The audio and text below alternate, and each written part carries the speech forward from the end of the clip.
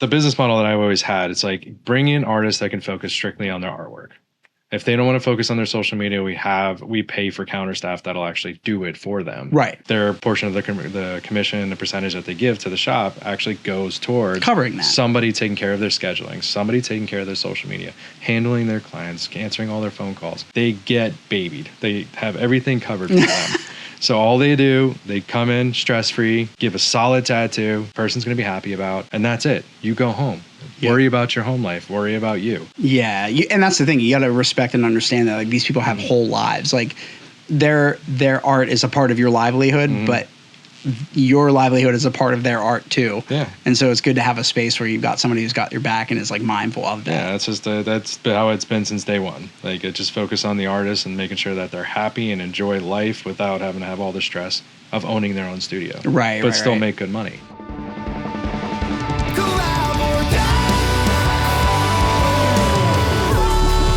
We're always collaborating at all times with the universe. Dude, I haven't given myself like a minute to get into anything. I was just like setting up and this, that, and the other thing. And I had the whole studio set up for this product shoot for KCF Technologies. They got a new like roll of equipment they're rolling out. I see them everywhere. They are everywhere. All over the place. Yeah, I got really lucky getting them as a client. My friend Zoe became their marketing manager, and they needed photos and videos of their original line of products. And she was like, I know somebody. And so she brought me in, and then I met their VP of marketing, Sean, and he and I like hit it off really well. We did the shoot last August in Chobani, like the factory is out in Idaho, and we just had such a blast. And then so he's, I think, started to like schedule different site visits for all their different clients.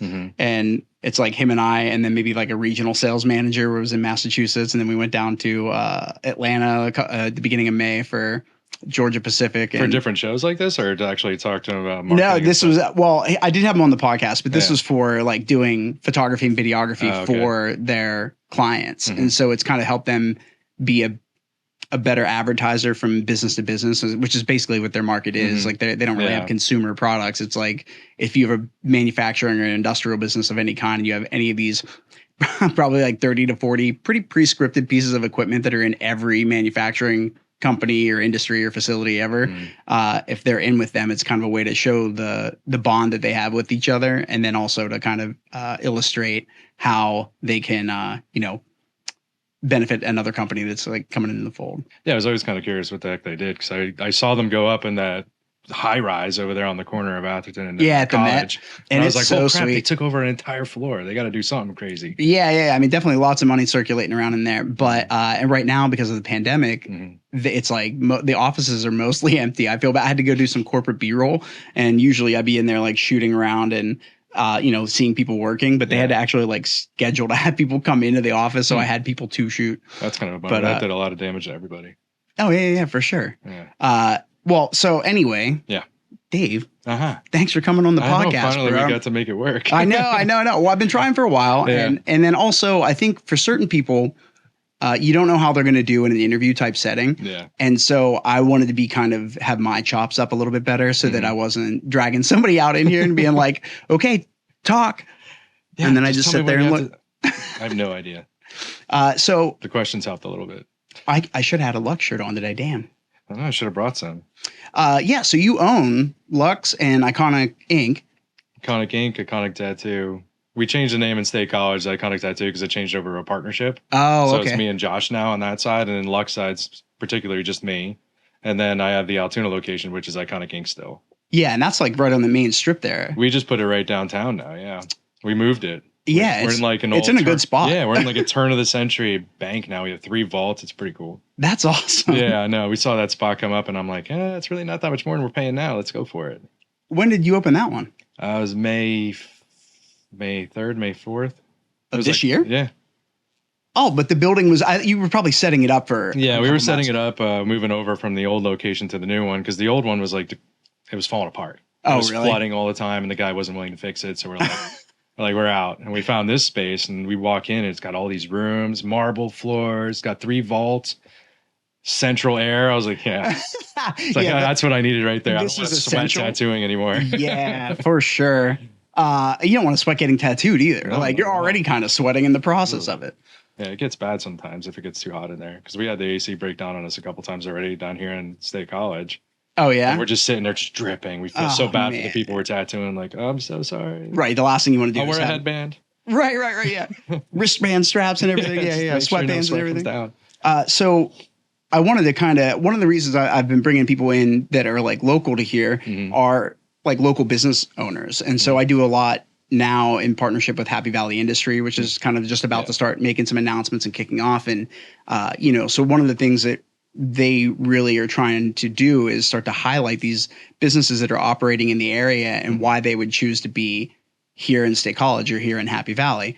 And so I would be remiss if I didn't ask, sort of how you go. Well, yeah. The big question is, how did you kind of get into this space? Like, was this like an entrepreneurial endeavor first? Because you just started tattooing recently. Yeah. But you've been business managing these tattoo parlors it's been about 11 years now. Yeah. It's you're a decade plus. And then you're like, okay, at 10, I'll start doing tattoos. Yeah. It was kind of weird. I don't know. Like, I kind of fell into it because Adam and Sean were the original two guys. I worked with Adam at AccuWeather. And he was tattooing at home. So he was tattooing me at home. Like my first tattoo was almost 30 years ago, feels like anyways. So he started tattooing me. He did his 4th tattoo, 5th, and 6th in one session on me. And that's just because we got to know each other at AccuWeather. And I'm like, dude, I didn't know you tattooed. He's like, yeah, this guy's trying to bring us over to Steampunk, the original studio. Yeah. And that's where Sean was. And then he was like, oh, they were doing some shady shit in the back. So we had to get out of there. So he's like, this management stuff because I was in school for business. Okay. And so that was your background then? Yeah, I have an associate's degree in business. Not really anything crazy. My bachelor is in criminal justice, which I don't use. But yeah, they were like, all about this stuff because I managed stuff since I was 16. That's kind of where my job performance always took me. Even at AccuWeather, I was director of TV. I don't know how I got there. It just happened. So they're like, yeah, you know how to do this stuff. I was like, yeah, I can figure it out if I don't. Right. Next thing you know, I'm putting $80,000 into giving it a shot. I'm broke at that point. Right. Working full time and then doing that full time. And finally, I got to the point where I didn't have, that was my job. Yeah.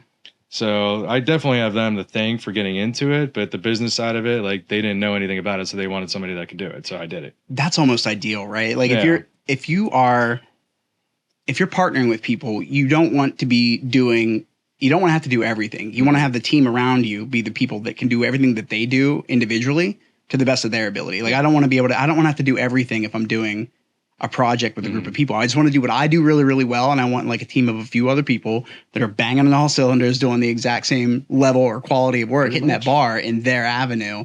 So probably, super advantageous to have somebody who's got like that business mind and and I've always known you to be that way. Yeah. That's one of my favorite parts about whenever we meet up and we're out and about and we randomly run into each other. If we ever just start chopping it up and talking shop, it's like, oh, what are you doing about this? And you're an idea guy, but you also execute, which is like, those are two distinctions in people that are creative or entrepreneurial. There's a lot of people that can, pie in the sky it all day, but it's like, they can't come up with a plan of action to start executing on it, then it's almost worthless. It's like, these are just a bunch of dreams. I have dreams too. Yeah. But I don't have plans. It's hard to go for that risk.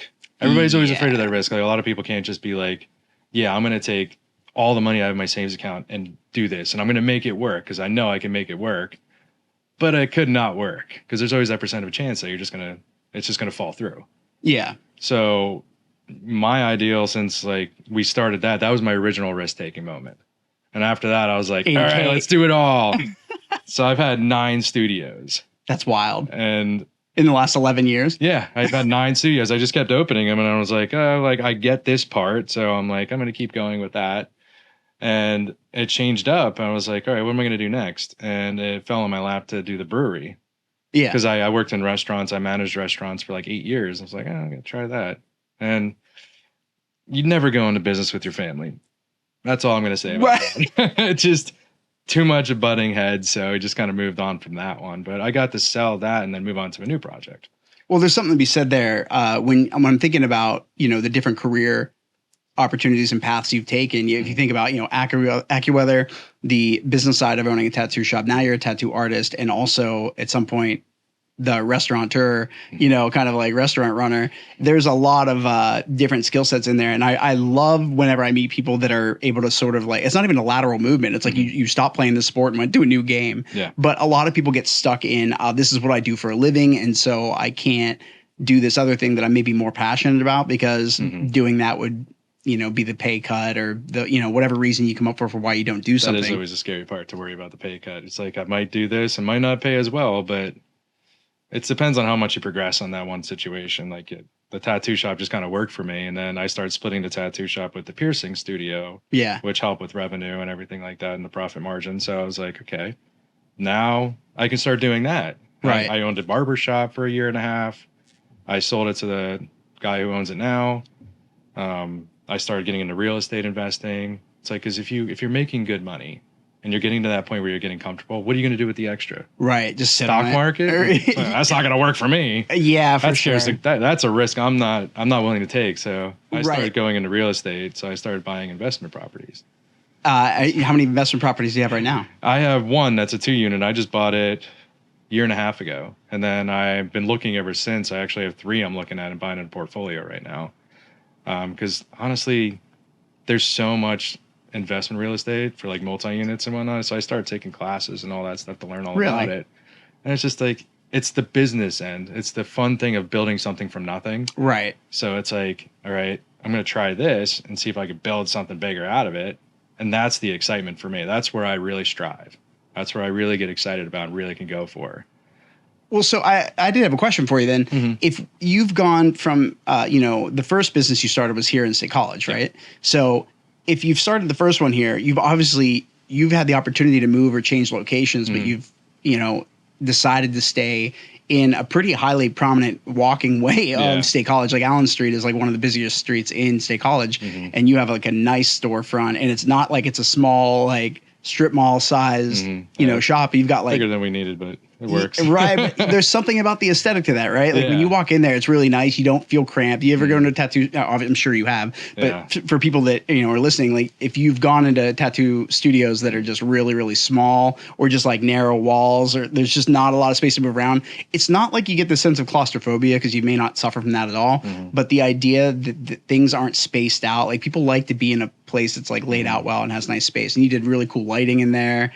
And really kind of make it exciting. Yeah, you did a really good job of really locking in the aesthetic for that. That's a great place to walk into if you're messing around and thinking about maybe getting a tattoo, or it's less intimidating. Yeah, and it's really bright. It's like super nice and look like you're like sitting in a corner in a big shadow. Like, is somebody going to eat me? Right. So, like, what was the reason for getting? So, Luxe is like the new baby, right? Yeah. And even though it's not the newest store now, but it's like it is like the big new baby. Yeah, for me it is. Yeah. Is it just Luxe only, or is Luxe just the left side and then the right side is? Luxe is Luxe only because it's solely owned by me. And then the Ikonic Tattoo is a partnership now. So they're separate entities.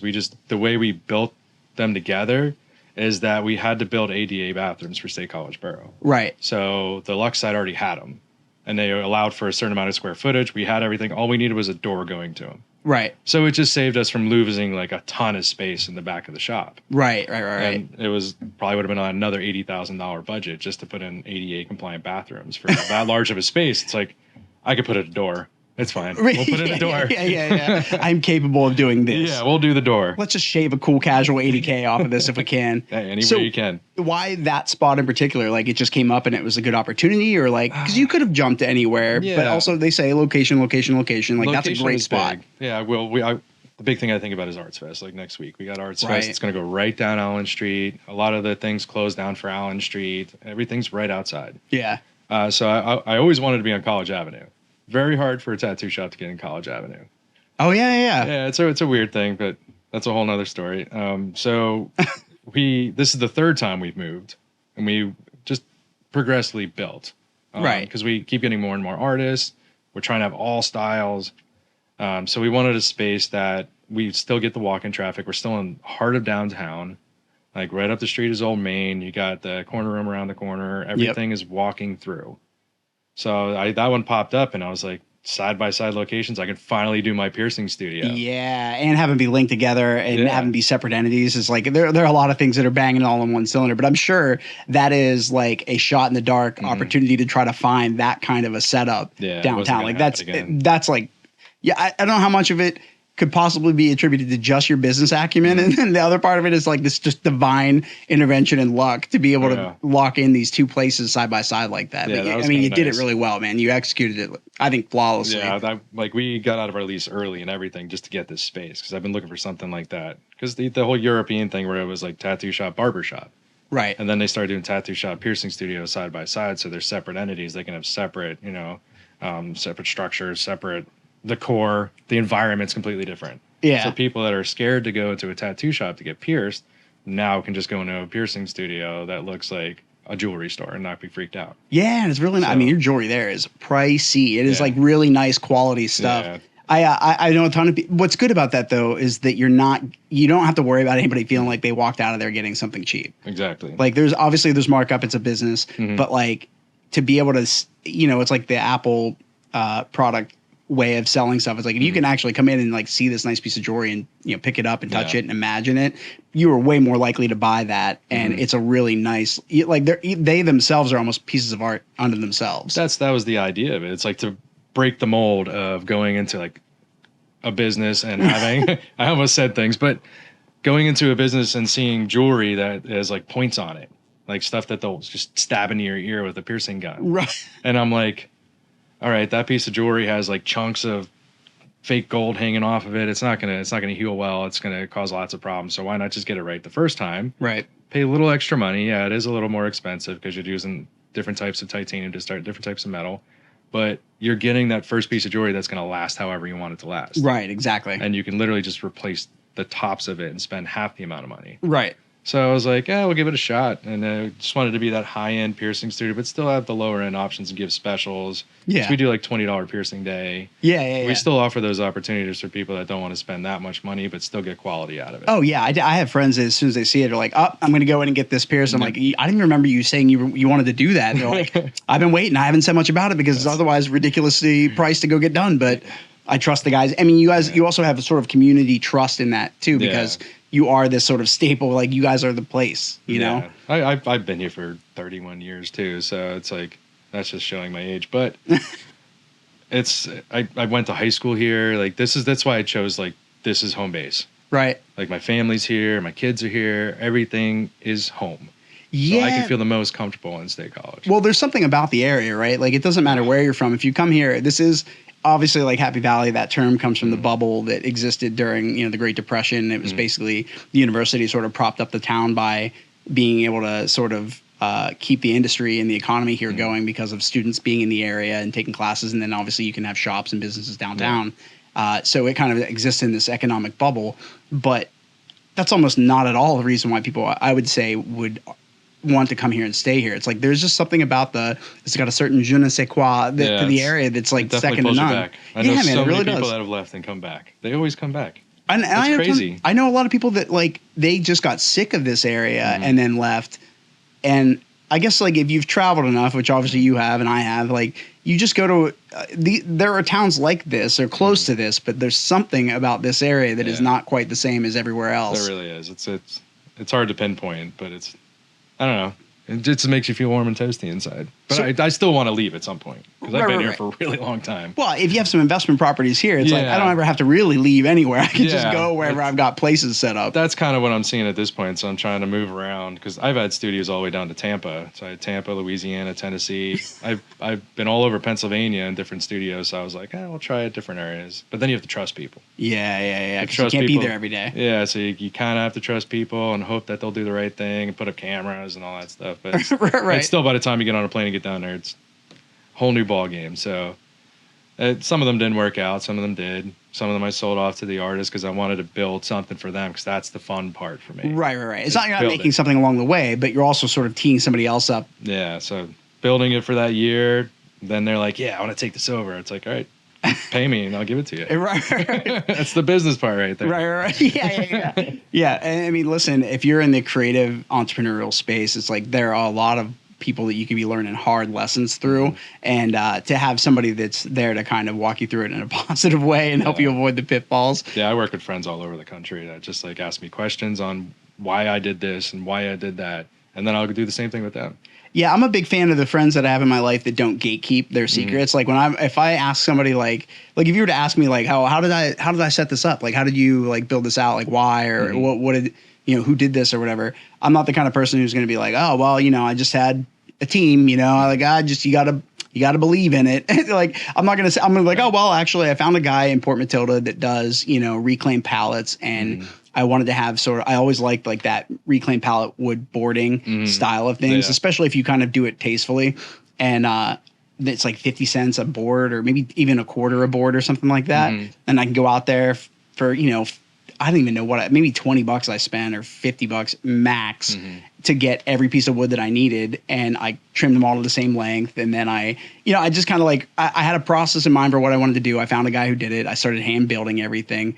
And I would share that with anybody willingly because if they were interested I have a friend who's getting ready to move into a basement in a new townhome and it's unfinished. And he was like, I just don't want to, I'm renting. I don't want to put anything up on the wall. So I don't know what I should do. And I was like, I would just build like a dummy wall. I was like, you could easily.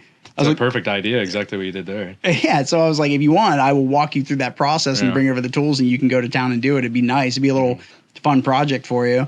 And you can, when you're done, collapse it down and take it with you or whatever. Yeah. I think it's a great idea. But there's just some people don't do that. They gatekeep the whole thing. Like they don't want to share their their success formula or whatever it is. Everybody thinks everything's a secret, but eventually you do find out that secret. If it's not from them, it's from somebody else because somebody else has done it somewhere. Right. And it's not like you telling me how you did this or that or how you jump into real estate and or doing anything like that is going to pull from you, right? Like, what are the odds we're going to go and try to bid on the same piece of property? Okay, say it does happen. Like, I'm usually the kind of person. Yeah, for it's like, sure. It's like I'm beating you. Yeah. Step more up, of a game step at that up. point. Let's see it. How bad you want it? Here's an extra $5K on that offer. But having people in your life that aren't afraid to kind of share their success recipe or whatever it is that kind of gets them to where they are. Yeah. You have to find those people. They're not everywhere. And I feel like luckily with the advent of the internet kind of booming as it is. Yeah, it helps a little bit to find out things that you normally wouldn't know. So like with me, I talked to a couple people. I know that they've actually opened their businesses on my business model. Nice. And I'm like, I get excited about that. I'm like, hell yeah, man. I'm like, do it. You got this. Like, I want to see you be successful because that means my shit works. Right. Yeah, you're just proof of concept. Like, let's just keep this going. So tell me about like the services that you offer between Luxe and Ikonic, like side by side. Like what, like if people wanted to come in and get something or if they're just brainstorming. Like I have a lot of people who are like, well, I got this idea, but I don't know how I want to pull it together. And I try to steer my friends that are like, oh, I'm going to get a tattoo. I have this exact idea of what I want. I just want them to do it. I'm like, think about if you were the artist that were about to give this tattoo. The almost last thing I want to do is put together something for somebody that is not something I had any part of. Yeah. There's a place for it. If you're the kind of person that collects a bunch of like traditional flash tattoos, you can go to somebody who's worth their salt and does that or whatever. Yeah. But if you have like a concept or an idea, I almost like with Gecko, I almost always just go to him. I'm like, this is what I want. Yeah. You're like you go to town. Thing. Right. I'm like, I want your touch on this because it's going to be better than anything I can cobble together with whatever artist I can come up with that can help me. I love giving that artist, like you want to give the artist their artist interpretation on what you're giving them. Yeah. Because it's going to come out so much better. Like this, I wanted a samurai. Right. The guy just drew it on my skin and was like, here you go. I'm like, that's even better than what I thought it was going to be. Let's just go ahead and start putting this in my body. It's the same thing with Gecko. I wanted a geisha. And he's like, there you go. Yeah, man, he kills it. I didn't have to really like give him a picture of what one looked like. Right. He's going to do the research. He's going to find, and he also, what I love about his process is he like does the outline of your arm. So he kind of be like, this is your actual shape. So this is the real canvas I actually have to work on if I'm doing a piece that is going to wrap around my forearm or something like that. Yeah, I thought that was so cool. He gave me like the model and everything with this on my hand, like this. Right. And then I'm like, all right, go for it. And then he's like, well, you mind if I try this color? Yeah, I don't care what you try. I know your work. I know what you do. Right.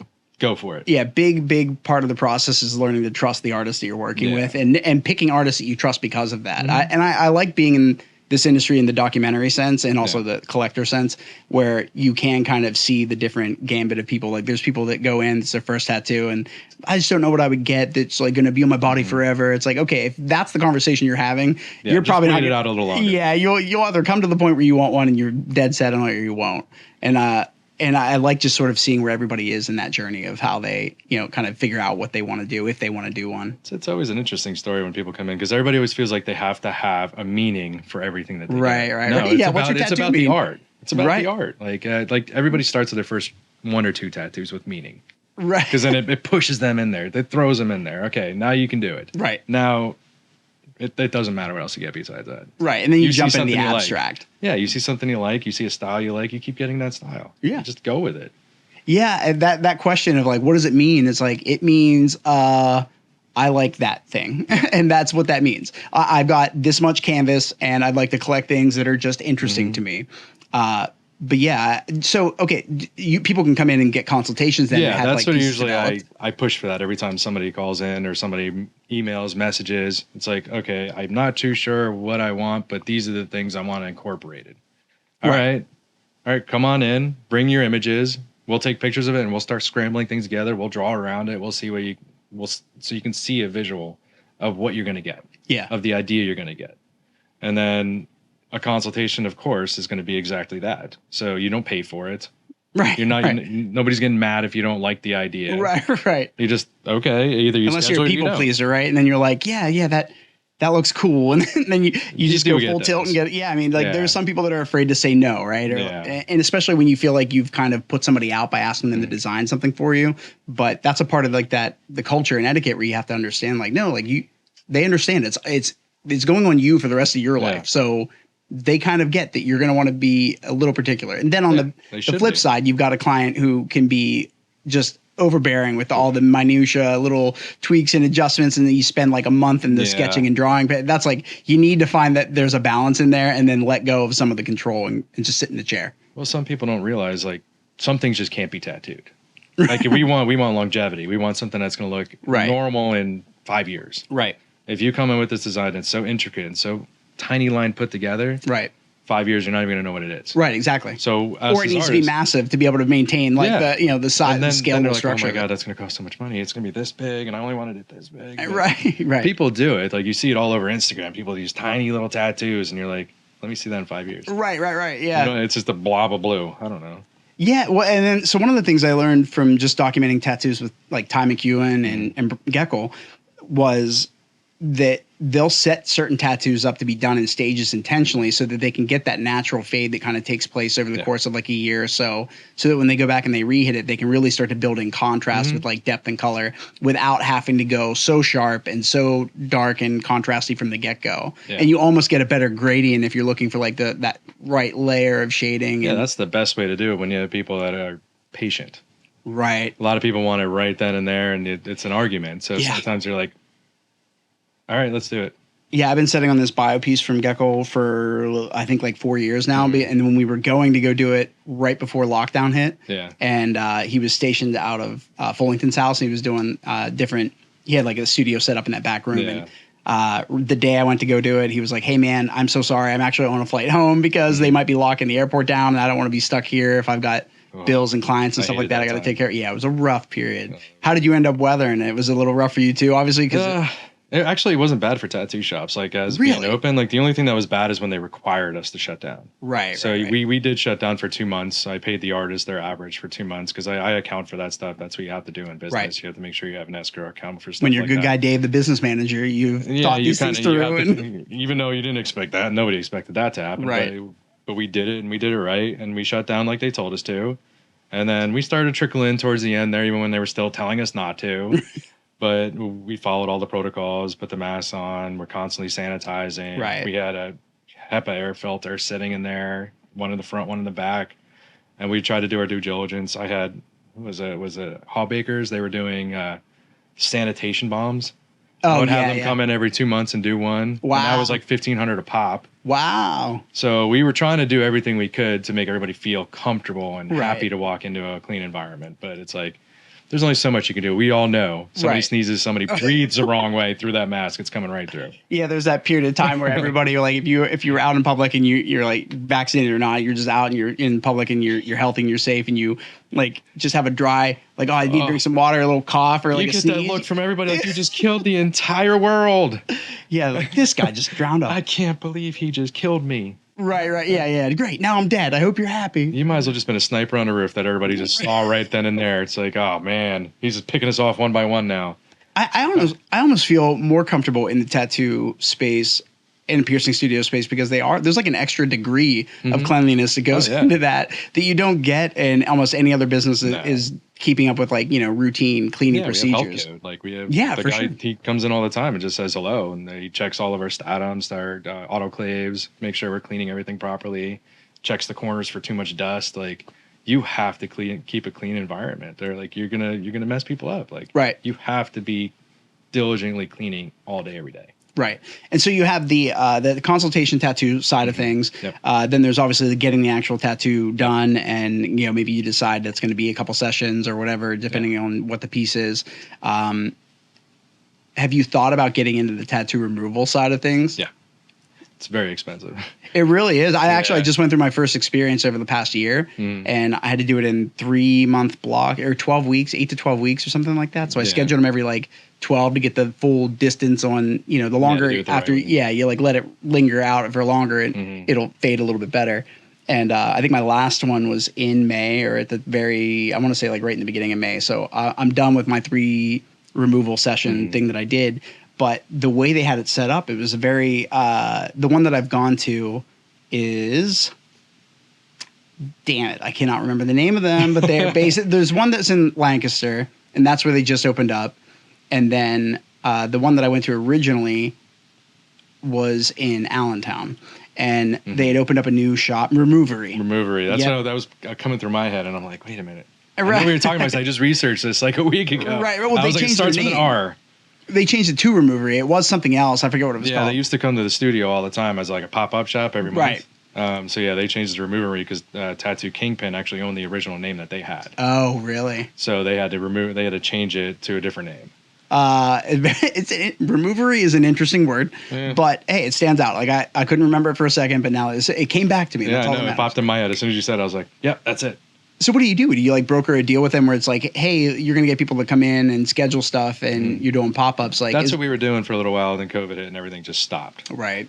So yeah, they would come in. They had a portable station that they would come and bring all their equipment. And I'm telling you, like 2 of these machines cost you about $140,000 easily. Yeah. Yeah. So that's if you're getting the right ones. Like you can get like the handheld ones and whatnot, and they'll do a little bit. Right. But you'll have to get a lot more sessions. So these are the ones that it's like 2 or 3 sessions, and you're pretty close. Yeah, that's sort of the equilibrium, right? If you go, you spend the money. I think I spent like $1,500 over 3 sessions to get it done.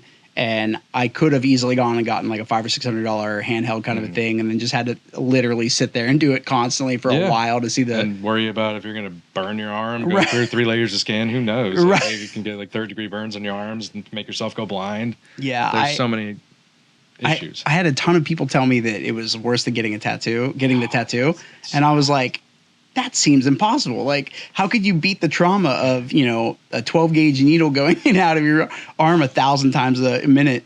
And then you go and you get it done. You're like, oh shit. Yeah. This you're only there for like 2-3 minutes. Both my sessions were like 10 to 12 minutes. And I was like, that was five for me. And that was it. Oh, I had like my whole shoulder done, and it was 5 minutes a session. And I'm like, it reminds you of that. Remember when you were kids and you used to slap people with rubber bands? Right. Yeah. It sounds like that, but like 1,000 times. Yeah. Really, really it's rapid. It's like clicking.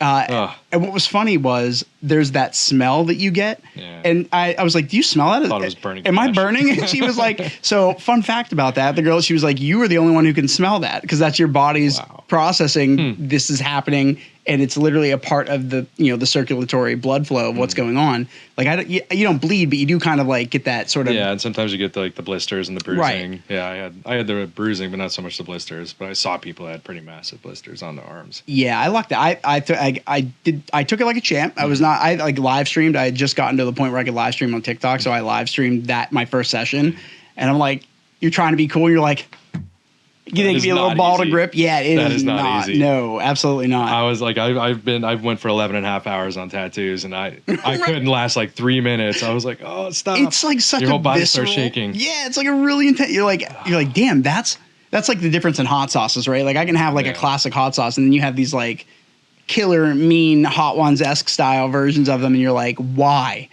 do we how can we fathom that amount of pain in our mouths? Like why do we have the capacity to feel that?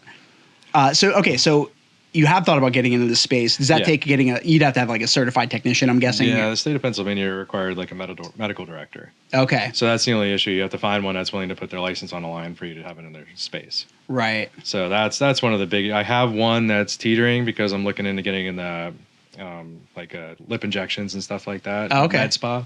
Yeah. Because my fiance is going to school for a nurse practitioner, so she'll be able to administer all that stuff. So it's something she wants to do down the road. So I was looking for a medical director. I might have one, but we'll see if it gets to that point. We had it here for 8 months, and we had like maybe 1 or 2 clients come in every time that they came. Right. So I'm like, is the ROI really going to be there? Right. Is it going to really show and give me $140,000 in the next 5 to 10 years? Yeah. Is it worth it? I don't know. So tattoo removal was a possibility here in the future, but until we get the right sanctioned allowances to be able to make that happen. So then you go over to. Is there anything I'm not really covering in the tattoo side of things? We're doing permanent makeup now too. Oh. Yeah. So we started playing around with a little bit of that. Started going to conventions and different conferences to learn more about it. So we have a microblade artist that does like lips, eyeliner. The blushing, eyeshadow. That's crazy. Yeah, so we have her doing that, and then we're going to be doing the areolas, and we're going to do scar and stretch mark rejuvenation.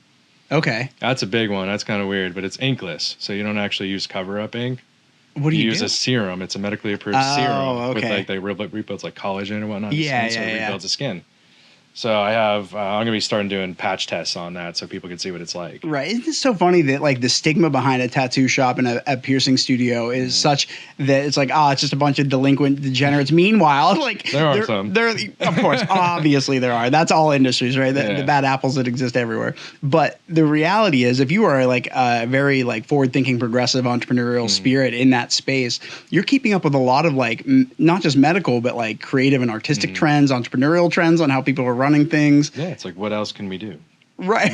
Just keep progressing and keep offering different services that are going to help people in the long run. And that's why I like this one. I'm going to focus on self-mutilation scars.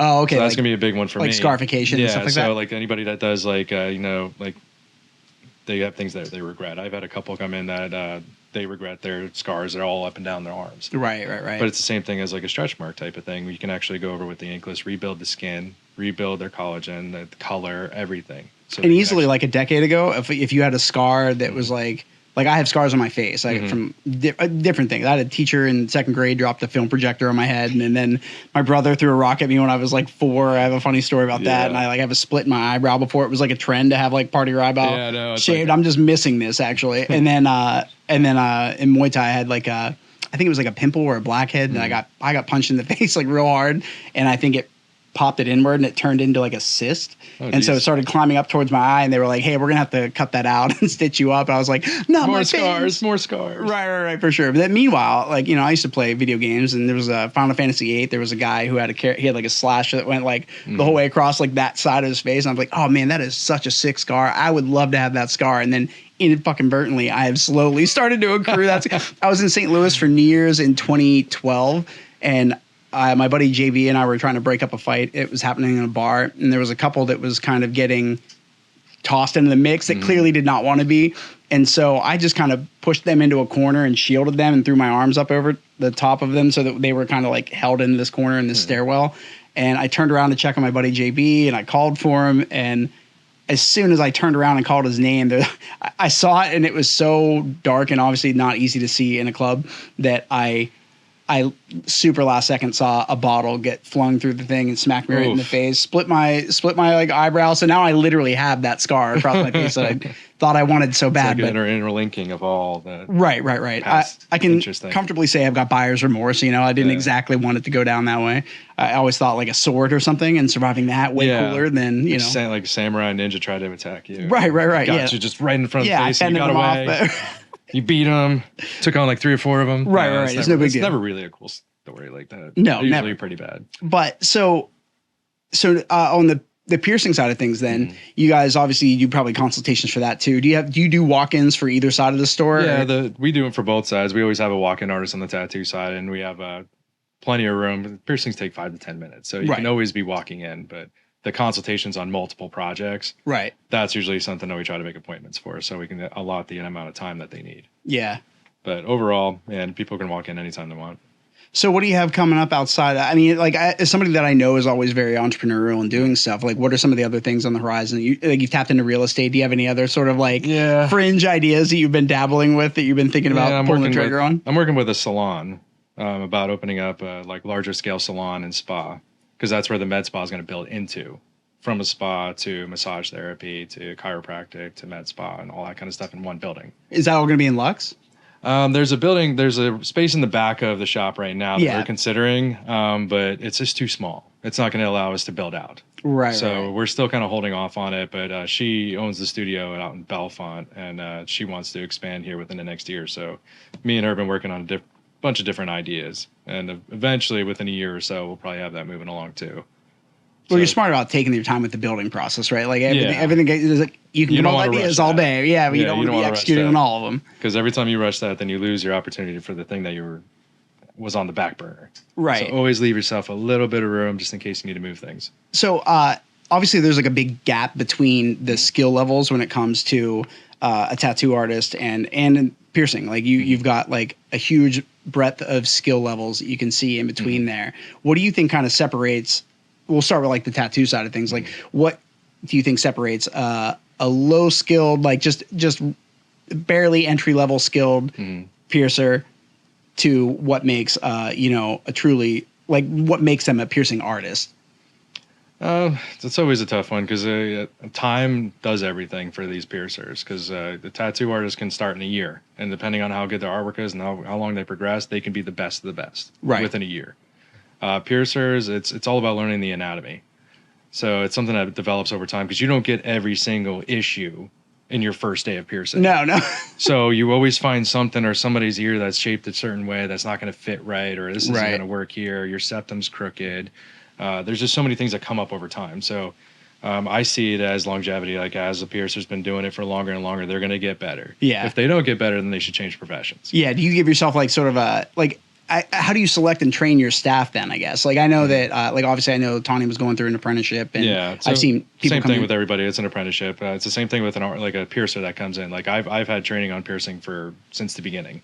I went to conferences, I've read books, I've watched, I've worked with other piercers all over the country just to know what they know. Right. So they can give you the knowledge without having to go through the 10 years of experience. Right. So a lot of the times I can ask the questions for piercers and really like boggle their mind and freak them out. And they're like, "You don't pierce." I'm like, "But I know." Right. Just because I don't know the technique doesn't mean I don't have the education. Yeah. So they go through a 6-month trial period every time they come into the studio. Okay, so you have like a barrier to entry, so that if like they are kind of maybe not really pulling it together the way you want to have representing your store. Yeah, I've had plenty of those that came in and out, but we go through like a bunch of different it's called safepiercing.org. We follow Association of Professional Piercers, and a lot of their education is like, it's like being in a surgeon's office. Like, you have to follow this, and this, or you're not even close to that level. And I've been to that conference 9 times now in Vegas, and it's like every time it gets harder and harder to keep up.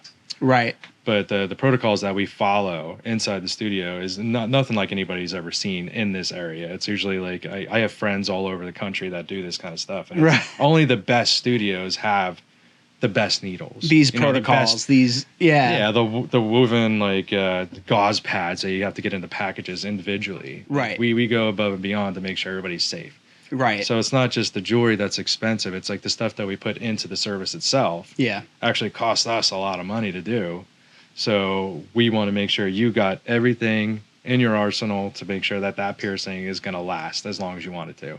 Yeah. We don't get a whole lot of issues coming back. Right, and you don't want them. No, it's like you want them, and you're going to cost yourself more money. And don't want them. So why not just spend the money in the beginning, do it right the first time, and then don't worry about it. And honestly, I would say for like the cost of operating, like autoclave systems, obviously for like, sterilizing, tattoo needles, it's like just the maintain and upkeep and make sure proper maintenance. I would rather just have the individual package, know that when that needle's done, it's gone. Yeah, I mean, it's almost like the old school guys still use the stainless steel tubes, which I watch them clean, and they are very thorough. Of course, yeah. So it's impressive. So, but yeah, we have 3 artists or 3 traditional guys do that. They use the stainless steel tubes. Really? Yeah, I'm like, you walk in there, you hear the sound. I love the sound of, coil machines going. You can't hear the rotary machines anymore. So it's like, you walk in, you hear that, you're like, yes, I'm home. Right. Yeah. You just hear that buzz. That's what people want to hear when they walk into a tattoo shop. I thought it was just having it in the sound. You walk in the front door and you hear that buzzing, you get excited about it. Yeah, like we actually have a soundtrack. We have a separate set of speakers just playing that sound, even if nothing's going on in there, so that people think that things are going on in there and that they feel at home. Yeah, but cartridges are definitely easy because it's single use, throw them out. But all their other stuff they throw out. Their needles are always getting thrown out. They're put in biohazard containers and we ship them out. Right. Do you just dispose of them locally, or is there like it's a biohazard place. It's a waste management that we use locally. They come and they pick them up at least every 2 weeks. And they dispose them, they burn everything. Like we do it with all our bio waste, like even our soil towels. We don't throw them in the garbage. Oh, yeah. And you don't actually have to. The only thing you have to get bio waste picked up for is needles. You're like, but you know what? Like, better safe than sorry. It's pretty gross, so I'm not going to throw it in the garbage. Yeah, we don't want any mutant rats developing out back. Yeah. So do you have any, like, my favorite thing to talk about, I did Hell City with Brian Geckel it's probably almost been, I feel like it's been a decade now. Mm-hmm. But we were in Arizona at the Biltmore Estate, and I don't know if they've done, I think they kind of keep going back there because it's like a huge convention area plus the compound area places. Yeah.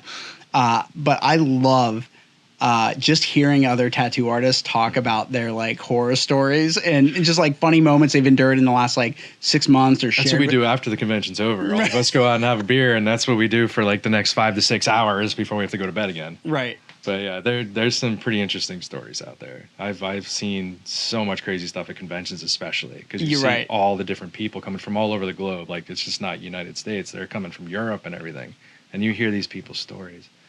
I think the worst one is why I saw somebody treat an apprentice. I was like, that's normally and back in the day on how they got treated.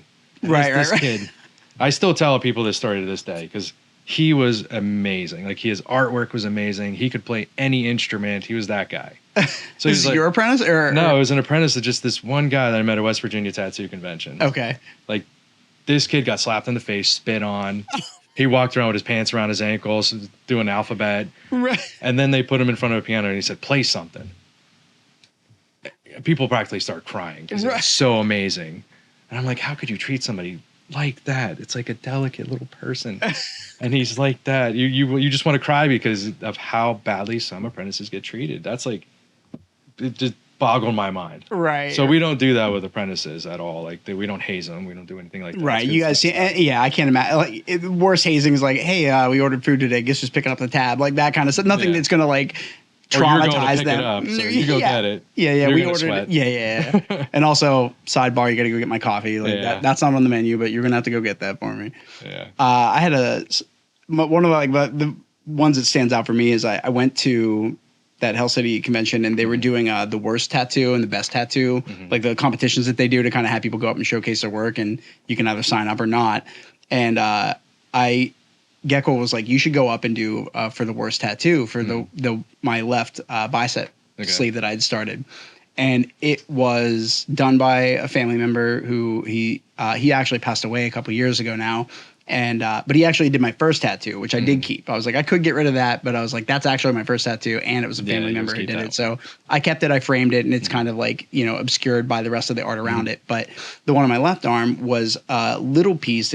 He blew up into a bigger piece, and he I'm trying to think of what his name is. He's out in Denver right now too. And he was judging. He was one of the judges for the competition. And so I went up and, you're in a room full of a bunch of other people that are looking to see who has the worst tattoos. So you see these terrible tattoos. You're like, okay, I'm feeling a lot less bad about mine. I was like, oh, you know what? I might not win this one now compared to that. And I went up and he was like, look, he's like, it's not that it's bad. It's that it doesn't make a lot of sense. And he was like, and it's bad for how big it is. He was like, it is otherwise okay. You otherwise can't notice. It's colored and it's, when you don't do the right kind of color combos between areas in a tattoo, it can kind of blend together. Like blues and greens, if you do them in the wrong shades, can just kind of like there's not as much separation as you want. And he was like, so it's not that he's like, it is bad, but he's like, it's not terrible. He's like, it is just bad because of how big it is and how like not perfect it is. And I'd actually already had a couple sessions to try to fix it and get it filled in and grade it a little bit better. And I finally this year when I knew I wanted to go and start finishing this bio sleeve, I was like, I need to get rid of this, or at least get it faded enough that it'll be able to be covered up. Yeah. And so then that was what made me pull the trigger and start on it. Yeah. I was like, I've got a world-class tattoo artist. I think he won like Ink Master season 8. He was like one of the winners of that series. And he's hilarious and he's brutally honest. And so I love those kind of people because I don't take it to heart. I realize that they're just trying to do their due diligence to be like very real with you and not sugarcoat it. And you need those people in your life. You really do. Seriously. No filter. No, absolutely not. That. And so he kind of like inspired me to get it done. And I was like, all right, I'm going to go get it lasered off.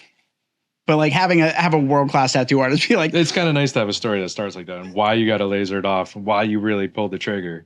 Right. So it's always good to have a story behind it. It's full circle. So what were the pieces that you had? You said you did your I did my whole shoulder. It was I was in a biker club a long time ago before I started the studio, and I let one of the guys practice on me, and he put this big ugly skull on the corner of my shoulder, and it hurt like hell. It was done in a garage around motorcycle parts and grease, and I was just sitting on a chair, and he was just grinding at me, and it just scarred up so bad. Right. And I was like, I need to get rid of this thing. But when the guys were coming, they gave us free laser removal. Oh. So anybody like tattoo artists like owners, they get free tattoo laser removal. That's you're the best referral system, right? Like, yeah. So they're like, you do it, you post it up, say that you got it from here, and there you go. Yeah. So yeah, I did 2 sessions. That's it. So done. The side of the store that you guys obviously have like apparel and stuff like that too. You design some of the merch, right? Or is it all of it? I design probably 90% of the merch. Yeah. Yeah. So I have some of the artists will give me some ideas sometimes, but they're always like extremely extravagant. Right. Like you need like the best printer in the world, like direct printer to actually print these things. And they're going to cost like $25 for a t-shirt just to get made. Right. So a lot of the things I try to do them a little more simple. They cost me like $6-7 to make, so I can get rid of them for $10. Right. More people wearing it. So it's more about people wearing it. But we're getting into more extravagant designs now, so we can just sell them for cost. Yeah. Just so we have the artwork of the artist out there. So we have a big line coming here by the time the students come back. I feel like it's probably got to be really hard to deal with. Like, I don't know if you cruise like Google and look at the reviews of your shop, but I can imagine doesn't really exist for me in any of the industries of the things that I do. Yeah. So I don't luckily have to deal with that, because if I started going down the comment rabbit hole and I'd be pissed. I'd be picking fights with everybody. It was like, it's hard. It's hard sometimes. People always have something to say about everything. It is what it is. So you just try to kill them with kindness every chance you get. Right. Always offer to fix something. It's broken, or you can always fix a tattoo with a cover up. Right. That's a lot of work. So I feel like you kind of escaped that a little bit in that, the customer satisfaction walking out of either of your facilities are generally, and if not overwhelmingly, positive experiences. Yeah. It's a big thing with especially the piercing studio, because we go through so many clients in a day that we have people working there that are constantly going to make the clients laugh, make them have fun. You are getting stabbed with a needle, so you don't laugh, might you'll cry a little bit. Right? You might have a little hidden tear, but as long as they walk out smiling and happy and enjoy their experience, that's pretty much what it's all about.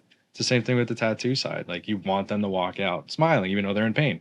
But it's different than retail, right? It's not like somebody comes in and maybe they got upsold or sold something, and the experience is more of like a customer exchange in this like retail sense. It's more of like I always love seeing how this entrepreneurial and the art space kind of blend together. Yeah. Because they are not, they're like parallel cousins of some sort. Like, they do belong together, certainly. And if you're an artist and you're trying to like capitalize on your capability of being creative and artistic, in a business capacity or like in an entrepreneurial sense, you want to be able to, there are certain things you can do, but somehow, because of the art being involved, you kind of skirt these like normal conventional business operations. And in the customer satisfaction realm of things, I would imagine that like that's a really fine needle to thread, because you're with art specifically, you're putting this art in their body. So you don't want anybody getting buyer's remorse where they're like, yeah, I saw the design, it looks sick, and then once it's on here, I've got some issues. You do have those sometimes. Like everybody gets a stencil put on, so they know what the outline's going to look like. They don't know what the outcome's going to be.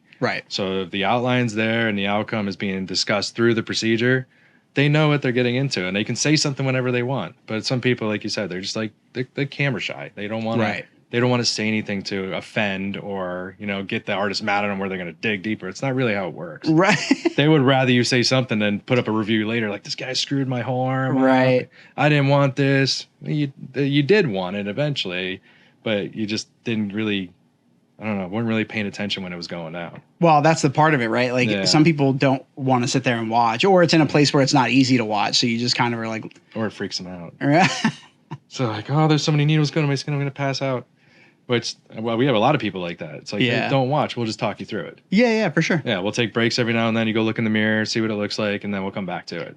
I think the other thing is, like, if you're going to do a tattoo, you've got it. You have to have, like, some food that your body's digesting. Like, you don't want to be going in there on an empty stomach. That's one of the check boxes. Yeah, for sure. And I never understood that. Some people are like, no, I don't like to eat because then I get sick. I'm like, I think you get sick because you didn't eat, actually. Because you're basically enduring trauma. Your brain is releasing adrenaline and all kinds of like everything that you need to keep going. Right. And it's this weird thing. I mean, how many people have you heard talk about it? Like, this is like tattoo therapy. This is ink therapy. Yeah. And you're like, when you have to explain that to somebody that doesn't get it, it's like the only parallel I can think of, and this is like I would say a negative parallel, would be like when you think about people that like self-harm, it's like part of what they're doing is getting that, you know, oxytocin and endorphin release that they're getting from that self-harm. And you are essentially getting that inflicted trauma. But there is something also about this component of the brain to not just like every inclination you have is when, that hurts, I need to get away from it. But for some reason, you like this mental fortitude of just sitting there and being like, no, I'm going to sit here and endure this. And something about the hardship of going through that, you do come out of it feeling like, I don't know, like a whole new person. That's exactly how I feel about it every time I get tattooed. Like, that's why I originally got tattooed, because it was just a release of stress. Like, everything that happened bad in your day was gone. You're focusing literally on the throbbing of your arm at this point and how cool it looks. And you're like, yes, I can move on with my day now. So what did make you kind of bridge obviously you had the interest in the industry and with running the business, but like what was the thing that kind of like pushed you over the edge to make you jump into the actual apprenticeship side of things? Who did you apprentice under? I apprenticed under Josh. Oh, okay. Well, I apprenticed under every artist, honestly. Like with me being an owner, it's kind of like they don't want to tell me what to do, but I tell them to tell me what to do, and it's like sometimes it just doesn't work out. But I started working with Adam originally, like 9 years ago. I tattooed myself the first time 9 years ago. I learned how to pierce from Adam, then I learned from other people. Like I started in the industry when I was 13. I used to hang out at Art of the Ages. Oh, wow. What a throwback. With Phil, and what was it? Randy Reister. He was their piercer at the time. Yep. And I was friends with his younger brother. So we used to sit there at 13, 14 years old and just hang out in the studio and be cool. And all of our friends would come in, and he didn't care how old you were. He would pierce your tattoo. It didn't really matter. That's originally why he got shut down. Shocker, turns out. But he was so much fun. Like, we just sat there and like, what was it? What we smoked back then? It wasn't just smoking pot. It was cloves.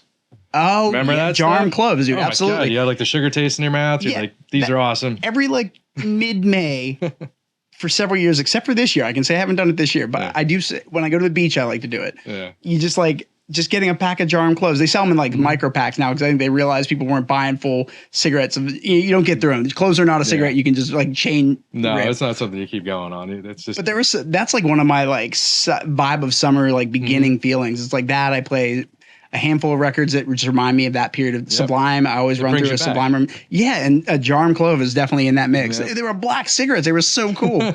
Like everybody got excited when they even saw you smoking, and they're like. And they smelled cool. Yeah. I don't know why everybody was cool when they smoked back then, but it was a cool thing to do. Right. Now we have a bunch of little robot dicks. I actually have one. I'm swapping out batteries and filling juice.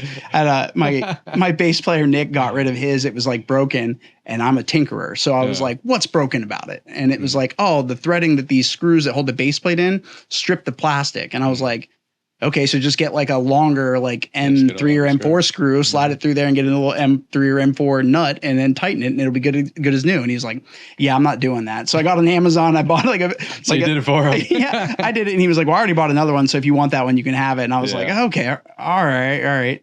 And then I use it for like product photography and shoots and stuff like that. Yeah, and then until I was addicted to nicotine. And now I just do it because I guess, I don't know. I used to like blowing O-rings and now I'm just like, shit, I'm trapped. Yeah. This is what addiction is? It really is.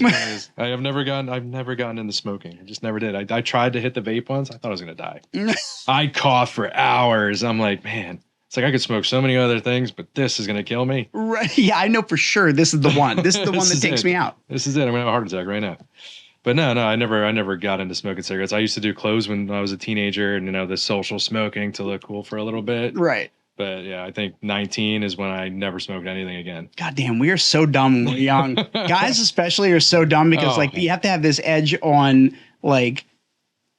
manifesting confidence and feeling cool, and all you have are the things around you that you ingest in media or in your friend group and your social circle to be like, oh, that's cool or that's not cool. But the easiest when you get older, you can see a group of 16-year-old kids that are all together, huddled around a fire hydrant, smoking clothes. And you're like, you fucking idiots. I bet you think you're real cool. I know. I thought the same thing 20 years ago. Yeah. I'm talking shit just because I need to. I'm yelling at the inner child of me that did the same thing. It's almost like you're speaking out for what you wish you would have said to yourself that long ago.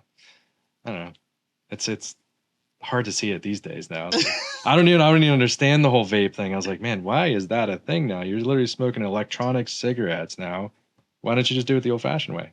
Right. But it smells better. I like the smell better, so certainly I'd rather deal with that than anything. Or the secondhand smoke giving you, emphysema because of the thousands of chemicals that are in it and pesticides and everything. Yeah, I feel like the advent of it was, okay, well, if you're vaping, this is healthier because you're not ingesting all these tens of thousands of chemicals. But the trade-off is, and I knew this immediately. I had a friend, we were recording a record in Salt Lake City a long time ago, and when vaping was kind of really making this push to being on the rise before Juuls and Enjoy packs and stuff like that started coming out.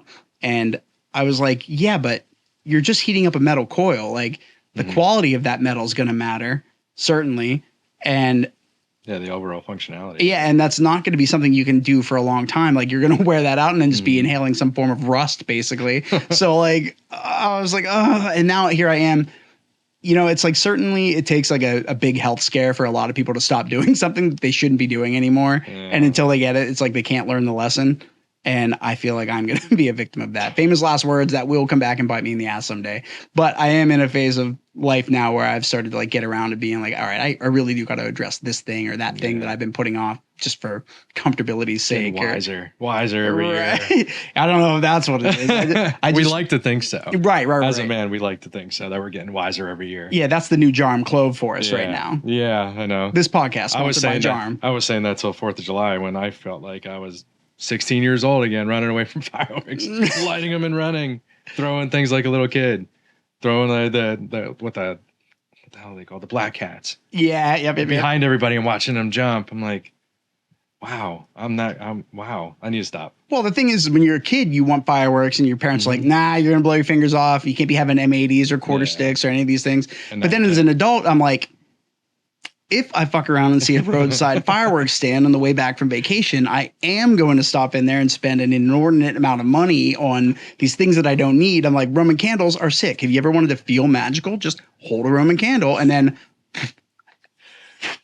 then they crackle. You're like, that's how we started the day. Right. Freaking shooting them at each other practically. Right. I couldn't get anybody to do it this year. I was like, no, you guys are. We have a video of 2 guys. They had got the Excalibur swords that shoot sparks. What? And they were sword fighting with these sparks shooting at them. I'm like, this is the dumbest thing ever, but it looks so cool. Yeah. And we got a video, so. Yeah, that's just it. I mean, partially you got to do it for the gram. It's not even about even about the public health or safety issue that you present. Not about that at the moment. No. That's not what this is about right now. This is about being me. I'm going to do what I want to do. I'm going to do it weird. I'm going to make it fucking crazy. So you're getting married soon. Yeah, next month. That's crazy. It's coming up so fast. It is. And then I just have I'm at that age where I'm not married and I've got everybody around me my age is either on their second marriage or they're having kids now finally. And, I cannot help my poor mother. She's just I want a granddaughter. And my brother he had sons. So she's like, I'll snip him. He doesn't need to have any more, but you should probably get on it. Yeah. I'm sorry. I've been married once, so this is getting started over again. And I have 2 teenage kids. Right. And she wants to have a kid because she's younger than me. So we're going through that whole phase of trying to have a kid now too. And I'm like, oh man, I got to do this again. You're like, I'm almost free. She knows that. Like I tell her the same thing. I was like, I'd love to have a baby with you. I'd love to have a baby because they're just so cute. You fall in love with them as soon as they come out. But it's like, yeah, neurologically, our brain does the same thing as the tattoo. It just dumps a bunch of endorphins and oxytocin and all kinds of stuff to get you just be like, I must protect this child with my life. Yeah. This is the cutest thing of all time. I feel like I'm halfway through my life and I'm starting over again. But it's all going to be worth it at the end. So you've got that youthful energy. I feel like I do. I still run around with my son. We still play basketball, football. We're going to go to Wing Fest, probably dance and act like weirdos. So what time are you guys going out there tonight? Probably 7:38, something like that. 7:38. Mm-hmm. Right on. Yeah, we'll get there right before it starts to get a little darker, and then we'll stay for like an hour and a half. Kids will be knocked out. Yeah, take them home. I feel bad we didn't get to do. I wanted to do when you guys were celebrating the anniversary of the shop. You're like, yeah, would you guys want to come down and play? And we were just in this place where we were all scattered. We were focusing on trying to just get together for like dialing things in for like one show here, one show there, and writing. We've just been in like writing. That's what Steve kept telling me. Purgatory. I was like, I totally get it. But like, I love that you have such a connection to the all, like not just the creative tattoo and piercing side of art. Like you like art for art's sake, and that makes you sort of not just a connoisseur, but also like you enjoy taking it in. And I love that you even reached out and asked us if we wanted to, because I was like, I do want to. I was like, shit, I wish I had a little bit more of a heads up on this. Like, but what it does do, from my perspective, when I switch hats and put on the artist hat, is like, I love being like, oh, you know what? This is a way that I'm kind of not failing in my artistry, but a way that I'm falling short in what I would love to do. And acoustic shows are so much more. They're nothing to people that play acoustic shows all the time. Like it doesn't bother them at all. But for me, coming from like this full wall of sound kind of rock energy behind us, it is a totally different like interpretation of what we had written. And so I don't like to do just like a literal acoustic translation. We could, and it would sound fine. Like it would negligibly be whatever. But it did make me realize like, you know what? We haven't gone through the process of sort of like revitalizing certain songs that we really like and putting them in a new, expressing them in a totally different way acoustically. And so we've started like, that's in the burners now. Yeah. So as we're writing stuff, cool. I'm like, oh, it'd be interesting I've started, our guitar player, Aaron, that passed away, he would love to know this, but like we started, when I hear a full demo of a song that we start to write to, I've started shifting and being like, let's break this down into what the chords are acoustically, so I can see what kind of melodies that evokes, because it's going to be in the same key. So I'm going to be able to come up with melodies that work here and there. And they, there's no right way to write a song, but you find in all sort of art creativity certain routines and practices that work better for you than others. Yeah. Yeah, it's the same thing in everything. Like everything that comes with art, you try different mediums. Yeah, and like doing an acoustic. Like I've heard so many heavy metal songs, right? And then I heard them doing the acoustic version. I'm like, it's like a whole new song. I love both of them. Oh yeah. So I just love the way it sounds when they can just slow it down and you can hear everything. I give this example to everybody. I'm a big Bring Me the Horizon fan. I really love what they've been doing for like the last decade, basically. And they had an album that came out called Sempiternal, and they released one of the songs on it was called Sleepwalking. The song itself is like, it's not necessarily an overly heavy song, but it is heavy, and the guitars are heavy and the drums are big, and it's got this like arena rock feel to it. And there was a band that was basically, they were like really small and up and coming, just a duo. They were called This Wildlife, and they did an acoustic cover of it. And the Bring Me the Horizon liked that so much that they ended up taking them out on tour with them, because they just did this really stripped down acoustic version of the exact same song. And, took creative liberties with some of the melodies here and there. And it is like such a beautiful rendition of a song that was already kind of like slower and more beautiful on that record. And so it's like, it serves more of a purpose if you're an artist to kind of dabble in these new realms, because you don't know what doors that kind of opens for you. And if you're in the space where you're trying to do art as a creative and also entrepreneurial endeavor that can financially kind of, save you from the 9 to 5 of being in an office job somewhere. It's like, done that plenty. Yeah. And I feel like I could never go back to it. I've never had a 9 to 5. I've always had like service industry, or I have, like when I branched into photography and videography, that was off the back of music and music video production and doing that kind of stuff. So it's kind of nice that you can have all those realms where you can just pull them all together into one big thing. But for a brief stint, I was working at Penn State for the WPSU, and I was doing, there was a show they did for the Penn State football program called Unrivaled, which they've since the pandemic have stopped doing. And I remember just like not dreading, because I knew I was going to come up with something cool that day. Like they wanted me there for as many hours a week as they could get me. But I was like, at this pay rate, you got me for 15 hours if you're lucky, and I'm going to knock out like a killer piece for you. Yeah. But I'm not giving you guys 31 hours a week to keep me out of full time. Yeah. And I'm not joining union to make $25 an hour or whatever it is. It's just not worth it. I make way more freelancing than I ever could there. But I'm a Penn State graduate, so I was like, part of what I want to do to give back to my alma mater is join and kind of do this. But the process of having to go into, it'd be one thing if you were going into a studio to do work, but when you're going into a studio and the editing rooms are like small block cubicles that you're stuck in, there's not really much on the before. Yeah, it's like, my ex-wife used to work at WPSU. She was a project manager there. The roughest, dude. She used to take me through all the time, and I'm like, wow. It's like, because I've seen like big soundboard studios, and I'm like, there's nothing like that. This is not that. Yeah. And but in doing that, that was like the closest I felt like I had come to creatively being in a 9-to-5 kind of position. It was never 9 to 5. I was like, games were over on Saturday. And if it was an away game, they'd be flying back. They'd be ingesting footage like Sunday night. So I would go in Sunday evening around 6, 7, 8 o'clock at night, maybe 9 or whatever. And then from like 9 to 3 in the morning, I would knock out an edit that would be ready for notes in the morning. And I would get like 6 hours of sleep and go back in at 9, make my final touches. And then they'd have a video by noon, literally 2 days after the game. And this is like with very minimal organization taking place on like the structuring of how you're going to find all these clips you need. Because they started like letting me do whatever I wanted. They were like, you just come up with things, find the best plays, just make something cool. And they kind of left me to my own devices, and they loved what I was getting. And then I gave them ideas of what they should be maybe plucking out of that. And then they started giving me like things they wanted to see specifically. And they have such a heavy skew on trying to shift the narrative of how you observe it. Yeah. It was just miserable. I was like, you're sucking the life out of this creative. Taking away your creative freedom. Right. I'm like, I am a Penn State fan because I was born and raised here. I remember going to the homecoming parade when I was a little kid. My mom would like fight off sorority chicks that were like blocking off College Avenue. And she'd be like, no, my kids are going to sit here. You can't block off college. You're a sorority. Like, I don't know who you think you are. But she would like literally... I watch her every year fight with these sorority girls. Ma'am, you can't sit there. And she'd be like, she just stonewall and like pretend she didn't hear them. I was like, this is a brilliant exercise I'm witnessing right now. And so I mean, Mom. I grew up as a Penn State fan, and so I'm like, look, I am your litmus test for your audience. Like, I've been through the ups and downs of the Sandusky scandal, and then the years prior, and all the years since when we've done all this like program building. I was like, I don't need you to tell me what I understand. It's just your property, and I'm just here I'm the vessel to kind of create this kind of stuff.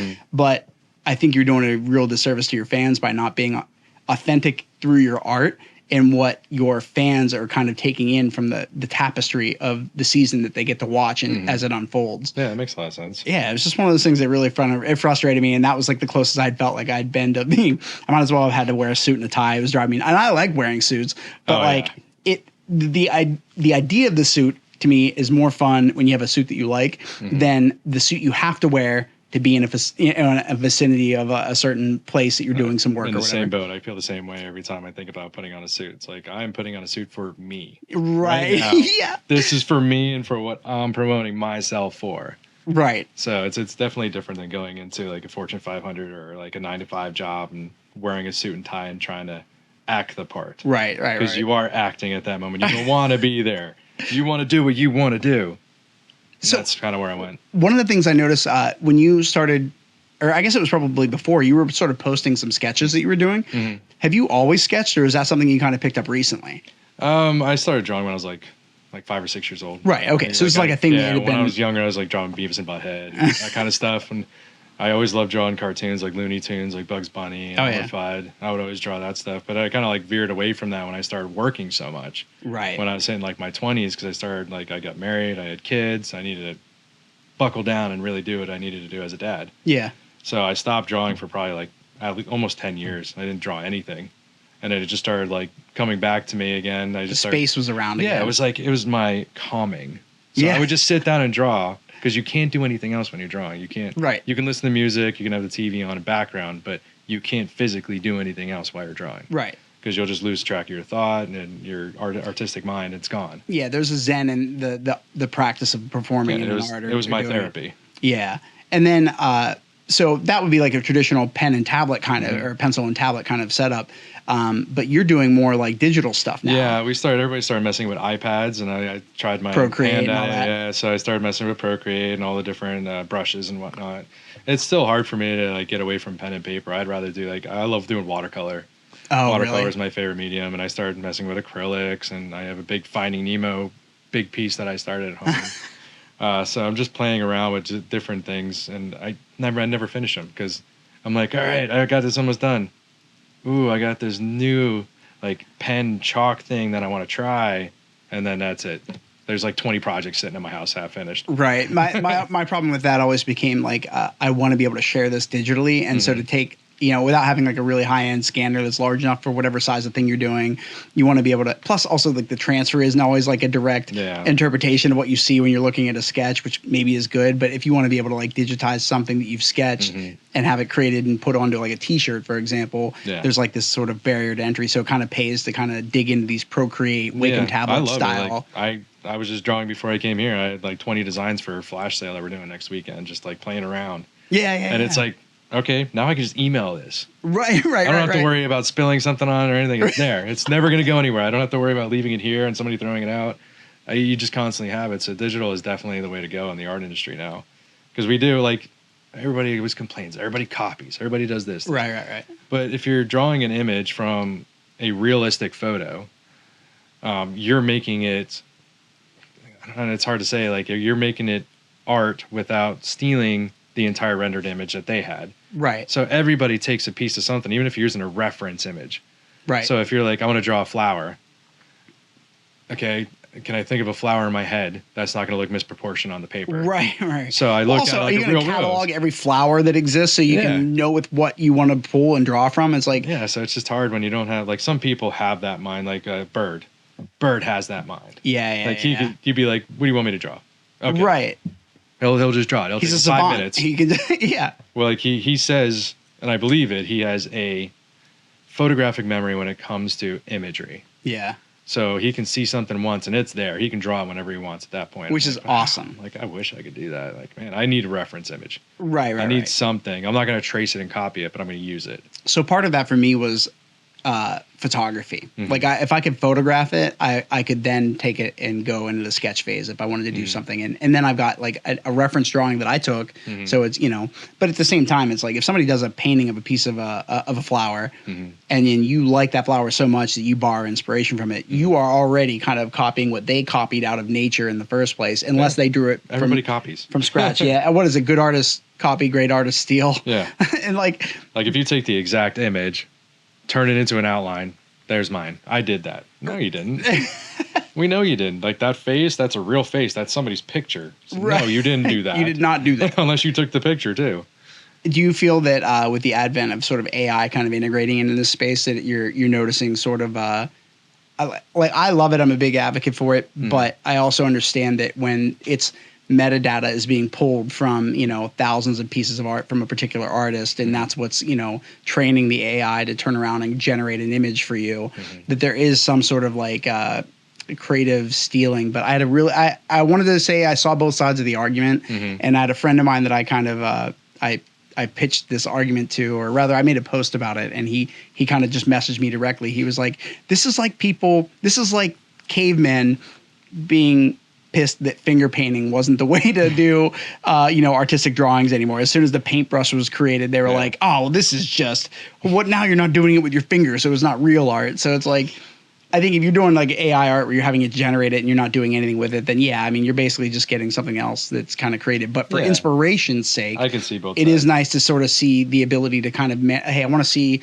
a pig holding a balloon, flying on the, you can come up with these weird, ridiculous prompts and then get this idea and be like, okay, I don't like what they did there, but I do like some of the things that I like here. Yeah, and it's still an image that was rendered from millions of different images that created something. So it's not like you're stealing one image. You're stealing pieces of an image. Right. Because it's your reference. It's your artistic mind being like, okay, I like the way they did Super Mario. and I'm gonna put fangs on him. I'm gonna have blood dripping from his nose, and he's gonna be beat up or something like that. Like that's your rendition of somebody else's work. Right. That's just like a person standing right there.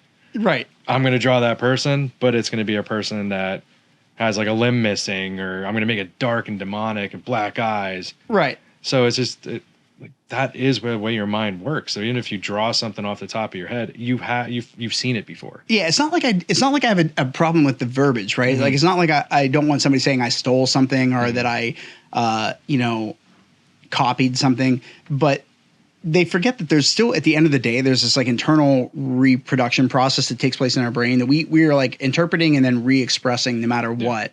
And so this idea of the copying and stealing thing, it's like, I don't know how to tell you this, but we're all borrowing influence from everything around us. Like my musical tastes are not just formulated by the music I listen to with my mom and my dad, but like music that I found on my own, and also music that friends introduced me to. And that's just one avenue of art, music. Yeah. So when it comes to like painting, it's like, you know, I had the Salvador Dali quote, "Have no fear of perfection, you'll never reach it."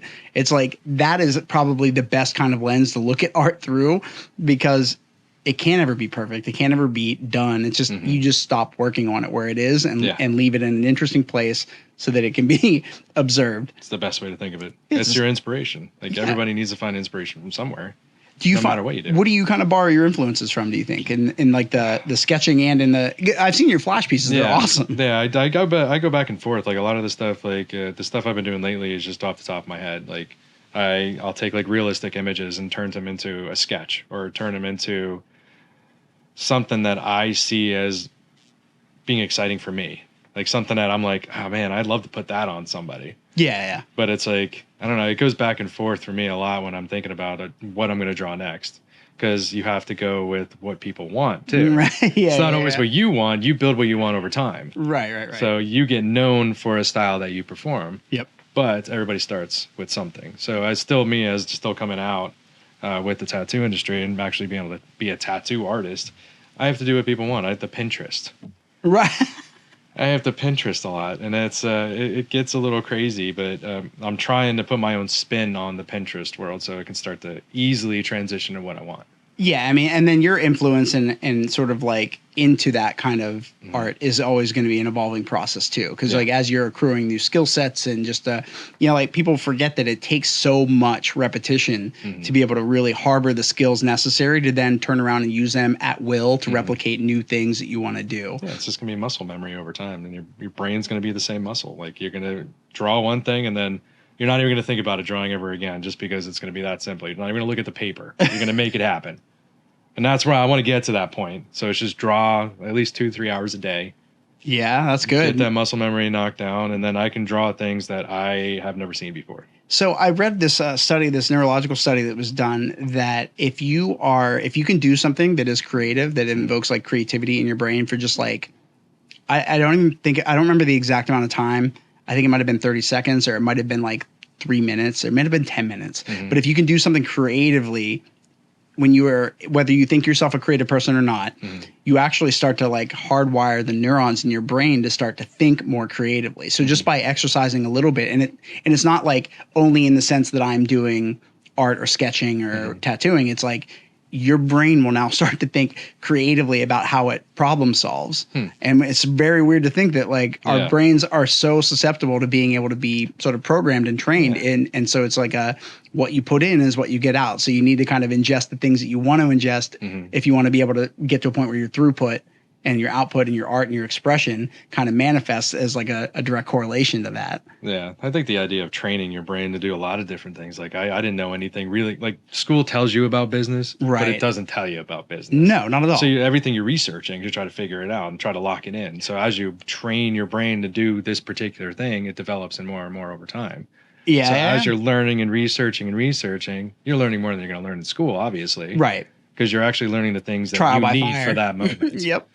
So that's like with the business stuff for me, like 10 years ago, I didn't know enough about business. I knew about managing a business. Right. I didn't know how to run a business. And that looks different in different businesses' positions. Exactly. So every time you think about what you're going to do next, what's going to be your new business model, I'm going to focus on that particular business and be like, okay, how do I do this? Right. I'm going to research everything I possibly can for that particular thing and just go with it. What do you think the first hurdle was for you whenever you kind of like the thing that you didn't realize you didn't know when you've gotten into it? And then once you're in the process of doing it, you're like, oh, I did not expect that actually. Marketing and advertising. I think it's the hardest thing in business. Yeah. And honestly, it's like numbers are easy. Numbers are easy. They don't lie. HR is easy. Being there and actually managing a business is easy. It's literally finding the right market. Like you know the area, but do you know the people in the area as well as you did 20 years ago? Right. So me being older now, like the 20-year-olds and 22-year-olds that are running around, what do they like? What do they actually look at to find where to go next? Yeah, and you figure hard. like at our age, our generation was basically we grew up on advertising and media that was sort of like geared a specific way. Like I can recite specific commercials from childhood that were Crossfire, the game. Like I don't know why, but I got the theme song in my head. I can pull it up whenever I want to on a Rolodex, no problems. Yeah. But you know, their generation, if we thought we've been over advertised too, they're way over it. And so now advertising is more integrated into other stuff that we kind of consume. And it's weird when you have to think about yourself being competitive with like a Fortune 500 company on how you're going to advertise as a, you know, as a video photography creative or as a musician, a band, an artist, or, you know, a tattoo artist or a piercer. It's like, how am I going to advertise what it is that I want to do? And actually, I talked to Jesse down at the shop.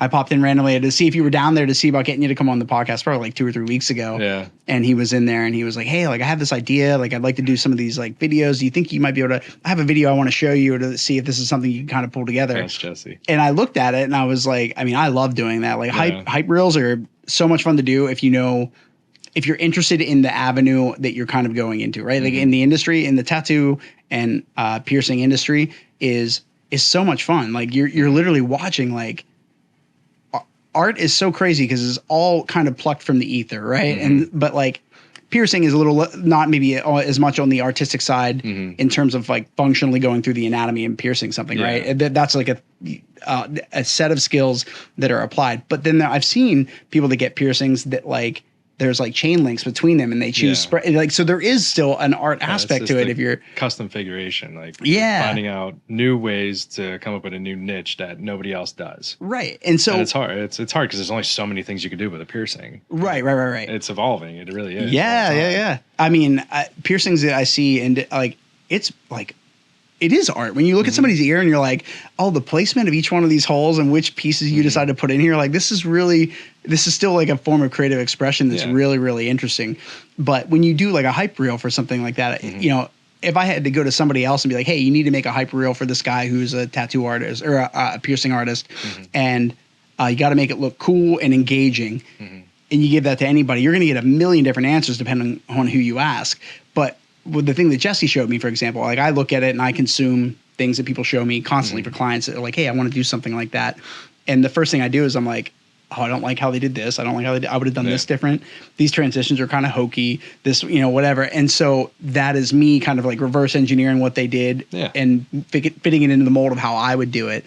But I told him, I was like, yeah, like, you know, you should do something like that and get it done before August so that come student move-in time, you've got something cool that you can put out there and promote, and you can kind of recycle in a couple different ways to get people to come in and want to get things. Good ideas. He needs to finally run with one because he always has the ideas but never goes for it. Right. Like, just go for it. Just pick one and go for it. Right. It's so much trial and error, man. You just have to try and see what flops and be like, damn, I really thought that was going to be a good idea. That idea of failing forward is like so tantamount to the degree of success you can see. You've got to be willing to just fail. All growth takes place from, oh, nope, don't do that, do this. And so we somehow internalize it. I don't know if that's like a Western philosophy kind of thing, but we do not take well to it. Yeah, it's not fun certainly is not fun. It's happened. I've had two studios that really just plummeted, and there was nothing I could do about it. And I was just, I don't know. I was so sad about it. Right, of course, because to some degree you can be caught in this victim of circumstances thing. Like it failed. It just didn't work the way I wanted it to. But there's takeaways, right? Yeah, there was a lot of takeaways. So I learned a lot. I learned more from failing probably than succeeding. Yes, of course, because I said this the other day to somebody. I'm trying to think who it was. I said I would rather be somebody who gets somewhere that they want to be based off of like hard work than off of genuine inherent talent. Because I feel like it's too easy to rest on your laurels of I'm just genuinely gifted and I just do this. Because like you can see early success in a way that you don't benefit from when you see no success for a while, and you have to kind of keep hedging your bets and trimming your process out and figuring out a new way to go. Yeah, that's the business mind. Like anytime you think about it, you have to alter your perspective on everything. It's always going to change. It's always going to be, I want to go this way, but I should go this way. So what's this compromise in the middle? Right. And I do a lot of that where I compromise because my suggestions are always so over the top. And I want to go good on you for setting the bar up here. I want to set the bar up here. So if I land here, I'm not too disappointed. Right. If I set the bar here and I hit that same, say, you hit 60% of the, the trajectory you were going for, 60% of this trajectory is not as far as 60% of this trajectory. So it makes sense to kind of, I like the quote of like, oh, shoot for the stars, and even if you miss, you'll land on the moon or whatever.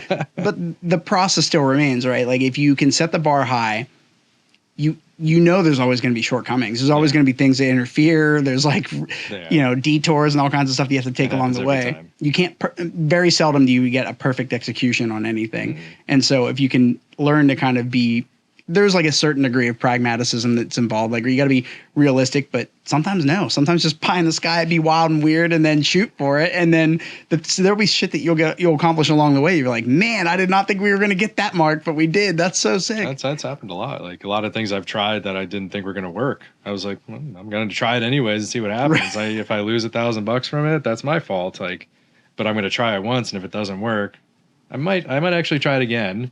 Right. And it's sometimes that you just see it and there's like a spark. Maybe this first time was a fluke, right? Yeah, I'll try anything twice. There's something there. There's something still there. So sometimes you can feel that. Yeah. And then you'll go for it again. If it doesn't work the second time, you're like, I'm done. I'm never doing that. Right. Just wipe that off the table.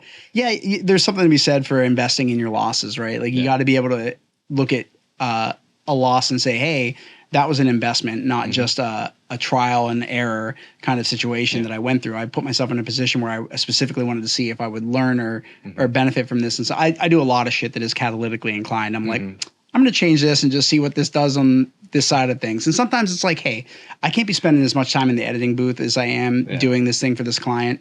I'm over perfecting for a price that does not marginally reflect this degree of like perfectionism. So it's like, not that you want to shortchange a client, certain things are baked into how you operate. Yeah. So like, I'm not giving anybody a bad edit, period. But some people get an edit that, as an art, this is a pretty profound piece that has come from me. And I'm really proud of, specifically because I like took my extra time. And I had a director, Don Hampton, he was kind of like my mentor in the videography space when I first got in. And we still do projects together here and there. And we did a client project together, and he brought me on as a second filmer and a videographer, or as an editor. And I was like, I have this love-hate relationship with his workflow because he is a very adamant, like, hey, spend some time on this. Hey, that's done. I sent him a version. I'm like, okay, that's version 10. We got to be close to getting done on this. Yeah. And he'd be like, just spend a little bit more time. I want to come in and sit with you on an edit and then make notes. And I was like, I usually absolutely hate that but not in his case, because he actually knows what the hell he's talking about. So it's like you're getting useful feedback in what he wants.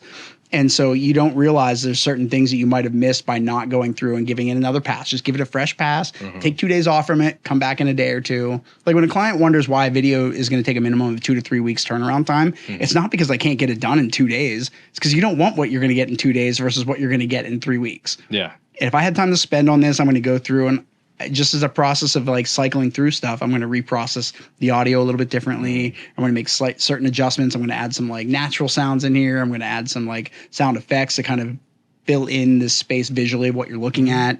I'll put overlays on that kind of help with the transitions and seamlessly getting me from point A to point B in a very fluid way. And none of that can happen if you don't give yourself the time to develop that. Yeah, it's the same thing you were talking about with the tattoo. Like sometimes if you give it the time, do it in small spurts and sessions, you'll actually see how it'll progress over time, because they'll be able to manipulate that tattoo a month out or 6 months out to make it that much better for longevity, where you're going to look at it in 10 years and be like, this thing still looks badass. Right. Yeah, I mean, this bio piece is 4 years old now, maybe 5, and it is the only piece I've ever done that I didn't have finished in one session. I've gone and done other sessions after when something's done to get it like touched up or like add contrast and dynamic, but the piece itself was done usually. And of course, the first time I'm like, no, man, totally. We can totally do multiple sessions. You have to. For the bio stuff, you absolutely have to. You need like 3 or 4 to do it well. Yeah, you need to see how those lines heal. And see how everything spreads out. And so this, of course, the first piece that I do that I don't finish, I'm stuck with this like one of 3 to 4 sessions. And I'm like, oh, it's not done yet. And I know it's not done yet. And it's only grading on me. Like I'm sure, Geckel's in Denver, he's got work to do and he's got new clients and he's new projects and he has an apprentice right now, which is like something he very, very hesitant about wanting to take on for a long time. But I'm thrilled to see that he's doing it because he's got a gift and an art that he needs to put forward. And I think about the same with you. Like, people need a home to operate out of. And so insofar as most tattoo artists are probably not great business managers, it's good to have somebody who's interested in the culture and is a business manager running the show and giving them a place to call home and a place to safely operate out of. Yeah, there's so much that comes with like that comfortability and safety of being in a place where you feel valued, respected. Customers that are coming in are the kind of clientele you want to deal with. Like walk-ins could be, I remember for a long time, walk-ins, it was Tattoo Marks, there was Art of the Ages, there were a handful of places in the area where you could do walk-ins, and they were like, that was the place where all the fraternities and the sorority girls went to go get. Look at the flash on the shelf and be like, all right, which one do you want? Which one is yours? That one? Okay, and then we're just going to slap this on you. It's basically a barcode at that point. Yeah. Oh, yeah. Adam had one of those in the back of his head. I remember that. I was like, does that thing actually scan? He's like, it used to. Because that's what happens when you have those lines that are too close together. Over time, it just comes out and you're not going to be able to get the same thing out of it. Yep, exactly. And so I feel like it's really good that you've created this sort of like safe space for a lot of the artists that you basically harbor artists. That's like what you do. Yeah, it's the business model that I've always had. It's like bring in artists that can focus strictly on their artwork. If they don't want to focus on their social media, we pay for counter staff that'll actually do it for them. Right. Their portion of the commission, the percentage that they give to the shop actually goes towards covering that. Somebody taking care of their scheduling, somebody taking care of their social media, handling their clients, answering all their phone calls. Like they get babied. They have everything covered. So all they do, they come in stress-free, give a solid tattoo. Right. The person's going to be happy about, and that's it. You go home. Yep. Worry about your home life. Worry about you. Yeah, and that's the thing. You got to respect and understand that like these people have whole lives. Like their art is a part of your livelihood, but your livelihood is a part of their art too. Yeah, and so it's good to have a space where you've got somebody who's got your back and is like mindful of that. Yeah, that's how it's been since day one. Like it just focus on the artist and making sure that they're happy and enjoy life without having to have all the stress of owning their own studio. Right, but still make good money. Yeah, exactly. So they still have to take care of their families and take care of themselves. And obviously, if they're there, they don't feel like they're getting killed on commission, right? Especially if commission covers something. It's one thing if you were like, one of the reasons that Gecko moved out onto his own was because he was like, I'm at a place where like, I don't need to be here. Like I could have my own studio at home and be doing this and not be paying the rake that I'm paying out here just for like, people aren't coming to me because they're walking into this place to get a tattoo. They're coming to me because they like my art and they're seeing my artwork out and about there. Yeah. Do you feel like word of mouth is like more of like a prominent means of marketing than you could ever kind of one in this industry. Yeah, word of mouth is huge. So like a lot of artists, that's how they get their names. Yeah. So like Gecko, he's a single guy. He can work out of his house. Most of these guys that I have are family men.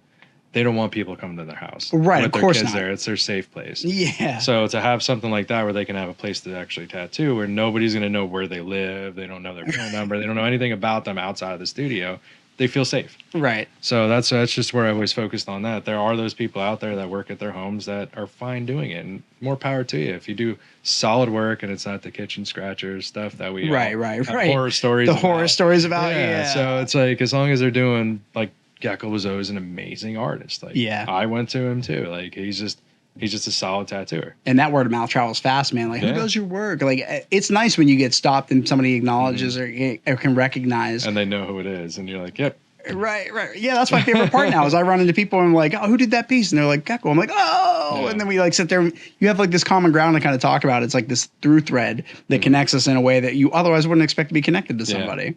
Honestly, the tattoos do connect you with a lot of people that even if they have one tattoo, they're connected to you. Oh yeah, with a piece of art. You're a part of the community. Yeah. So, and what is it, like 1 out of 3 people have tattoos? 1 out of 2 people have piercings. It's like it's something that's going to keep a business alive for a long time. I've loved seeing the trend. When I did my study abroad in undergrad, I lived in Japan for a little while, and I had some tattoos, and the culture there is still super strict about it. Like when I went into Gold's Gym, actually, like this is impossible to do. I eventually had to go get a long sleeve Under Armour shirt because I was like, I'm not putting a bandage on my bicep, which I will be curling with, and it's just going to fall off.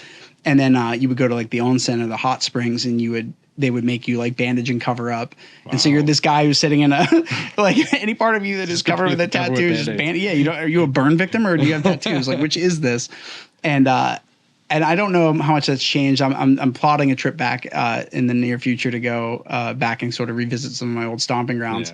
But in the US, I could say in like the workspace, for the longest time, there were people they wouldn't go below the elbow because that was like, oh, I don't want to. It was in like law enforcement. It was lawyers, doctors. It was all over the place. Yep. So anybody in that higher profession where they're dealing with people. On but that's fully started to shift in the last decade easily. Like, and it's been a slow turn, right? Yeah, but I know tons of them, tons of doctors and surgeons that are like fully sleeved. Yeah. And it's impressive to see them when they actually pull up their sleeve and are like, yeah, man, I get tattoos. Yeah. I'm like, all right, that's great. Yeah, I feel like for me, I wanted to because I started getting tattoos that were below the elbow and were more visible.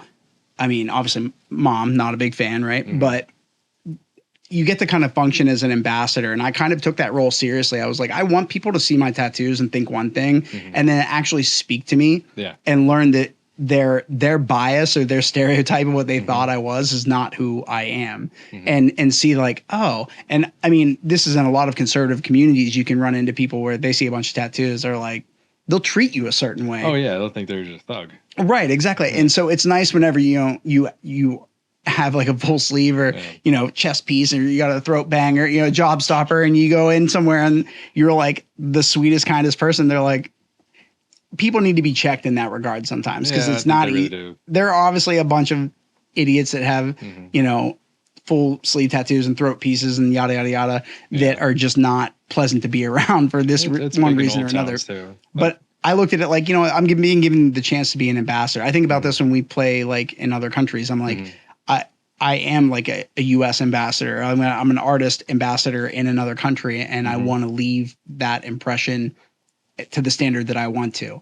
And just like, with the tattoos, it's like if people are going to see me and think one thing, I want them to realize that they very easily could and most likely are wrong about what they're observing and who they think I am. Especially when you're traveling all over the place. You always get those people. Like I've had people come up to me and think that I was a drug dealer and ask me if I can get them stuff. Yeah. Like, no. Hey man, can I get a bag? You're like, it's like, wait a minute. What? It's like they're like, well, you have tattoos. I'm like, is that a thing here? It's like that's not really how it is. You're like, wow. It's just so weird. Or they'll like walk on the other side of the street. Oh yeah. I'm like, it's like I'll shake your hand. Like, no guns. It's Don't worry, we're okay. Middle-aged white women are like my favorite. It's like my favorite game to play. Like I'm like, or if it's a friend's mom, and like the kid that the person I'm friends with is like so like clean cut and like not like that at all. Because I've got you're the same way. You have a variety of types of genres of friends basically, and you go around their family and they're like, what's that mean? And then you kind of get this discourse you get to kind of have with them to be like, quit being a dick. You don't know what's going on here. Sometimes it can become a fun story though too. Right.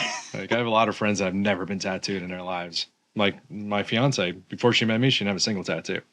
Oh really? Yeah. Now hilarious. Now she's got 2 sleeves, sternum tattooed, tattoos on her legs already.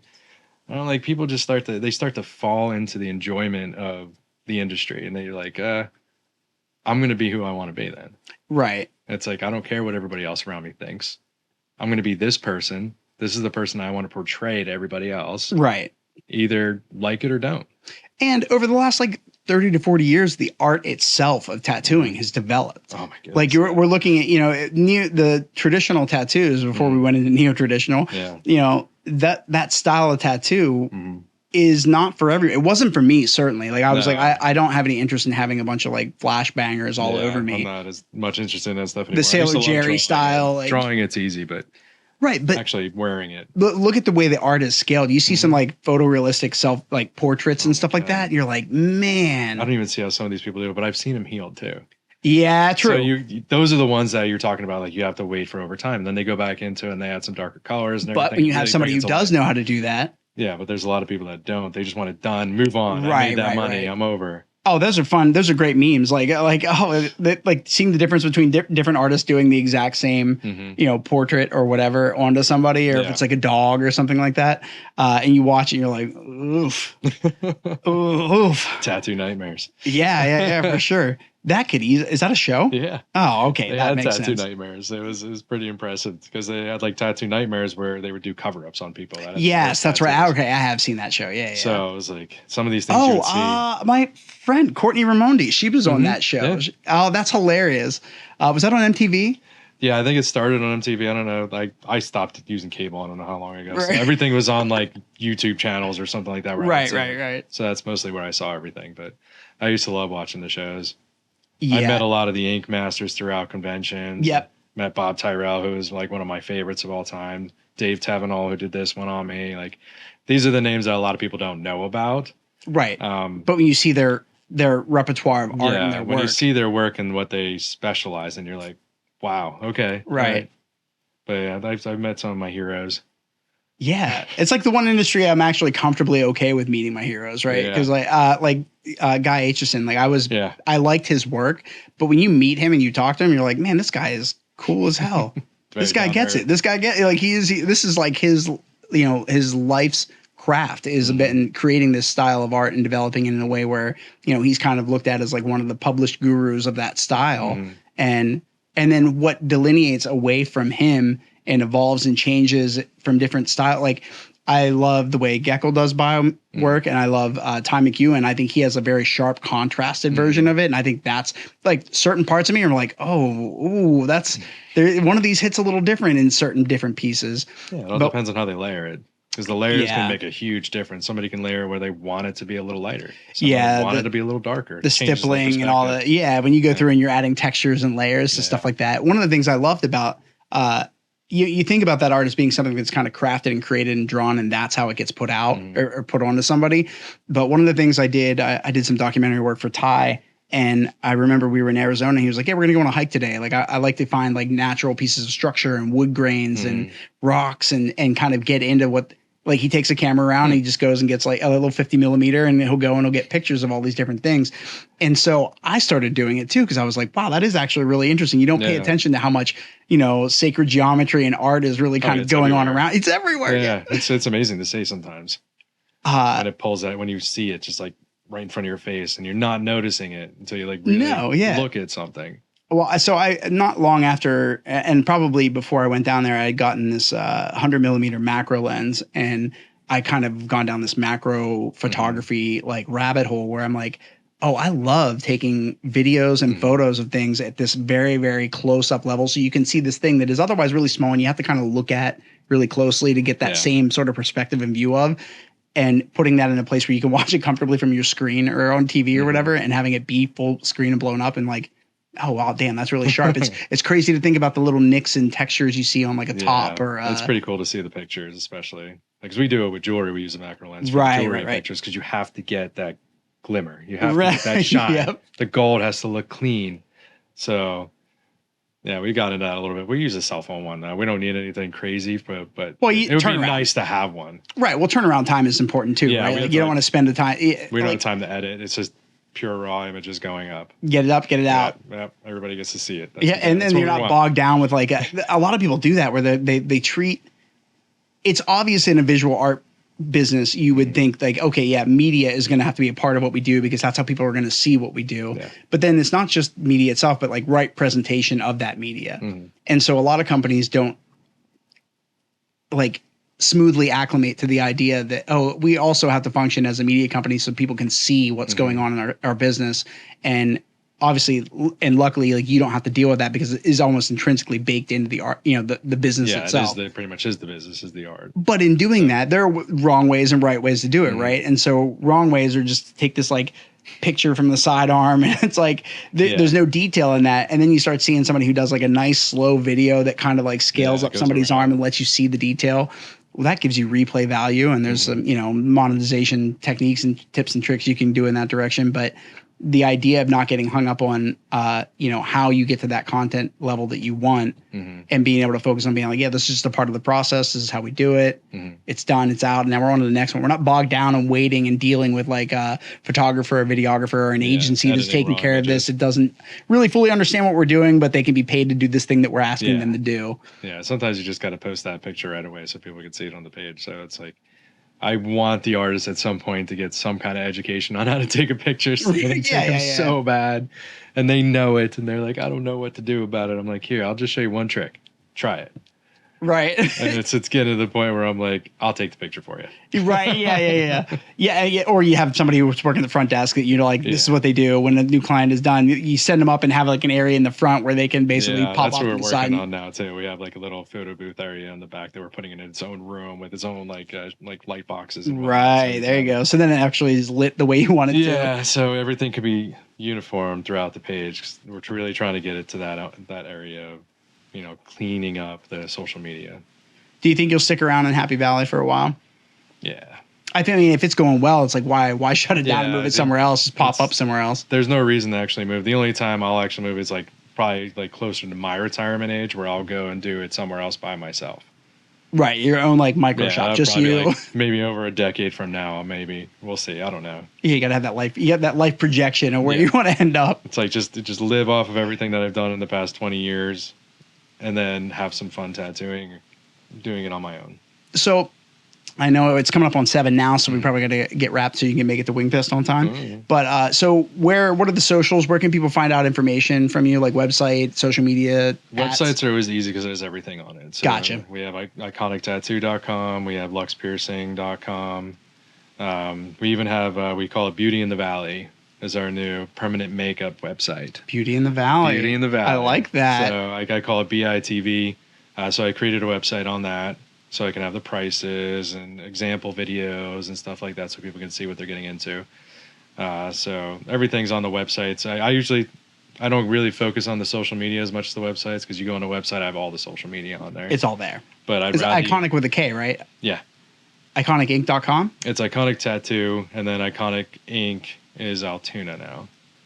Oh, that's how you're segregating. That's the separation. So I remember at this point to have them separate, because I started overlapping them. I would post something on the Altoona page that was for the State College page.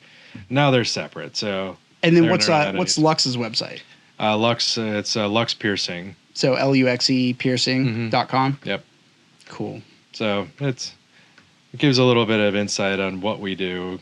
Gives aftercare instructions, pretty much things that people can go to if they just have a question before they want to call, because a lot of people get nervous calling and don't want to ask the dumb question. Right. So you have those opportunities. So you don't have to sound dumb. Well, dude, I mean, I want to no question's a dumb question.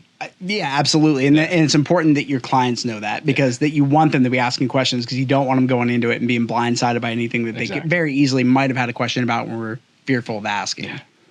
But Dave, man, I'm really thankful you came on the podcast. I'm really thankful for what you do in this area, because tattooing and piercing culture in this specific little nook of a town that I call home and you call home was not always raised to the status and bar of quality that it is at now. And I think that I look at you as sort of like a pioneer in that front, because there was not a tattoo shop in this area the entire time State College has ever existed, or a piercing studio that has ever existed in this area, that has like the right class and aesthetic and vibe that you've really locked down. I'm going to have Carlos and I are going to come down in probably the next day or so and just come in and just do some B-roll and get some good shots. Yeah, I'll be there all weekend. So. Yeah. We'll obviously, you'll be able to use it for whatever, but I want to be able to showcase just the coolness of this place to people that have either never stepped in it or have been curious about it driving by, because you can drive by any place in State College a million times and never go in it. I know, right? So, dude, just thanks for doing what you do and really bringing like an elevated level of like professionalism and understanding of aesthetic and art and creativity, and fostering great artists out of the area. Like Bird is amazing. Like it's been so cool to watch him bloom over the last 5 to 6 years. Yeah, now he's on his way out again. Is he really? He's moving out to Du Bois. He's no. gonna go to Ink Excess.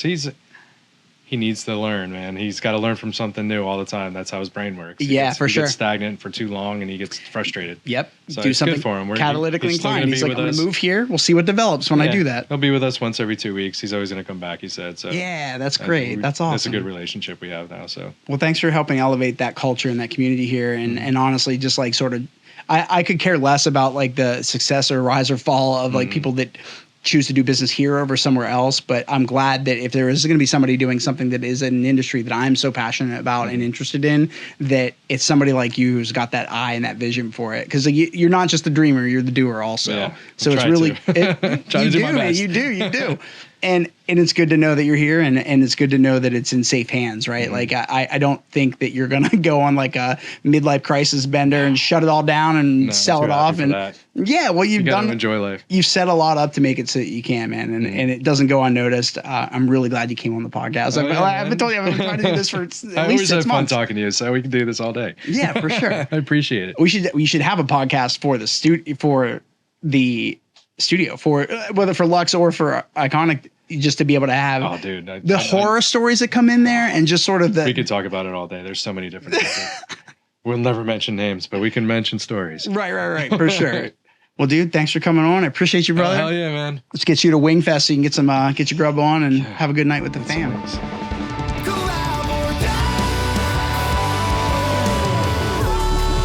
We're always collaborating at all times with the universe.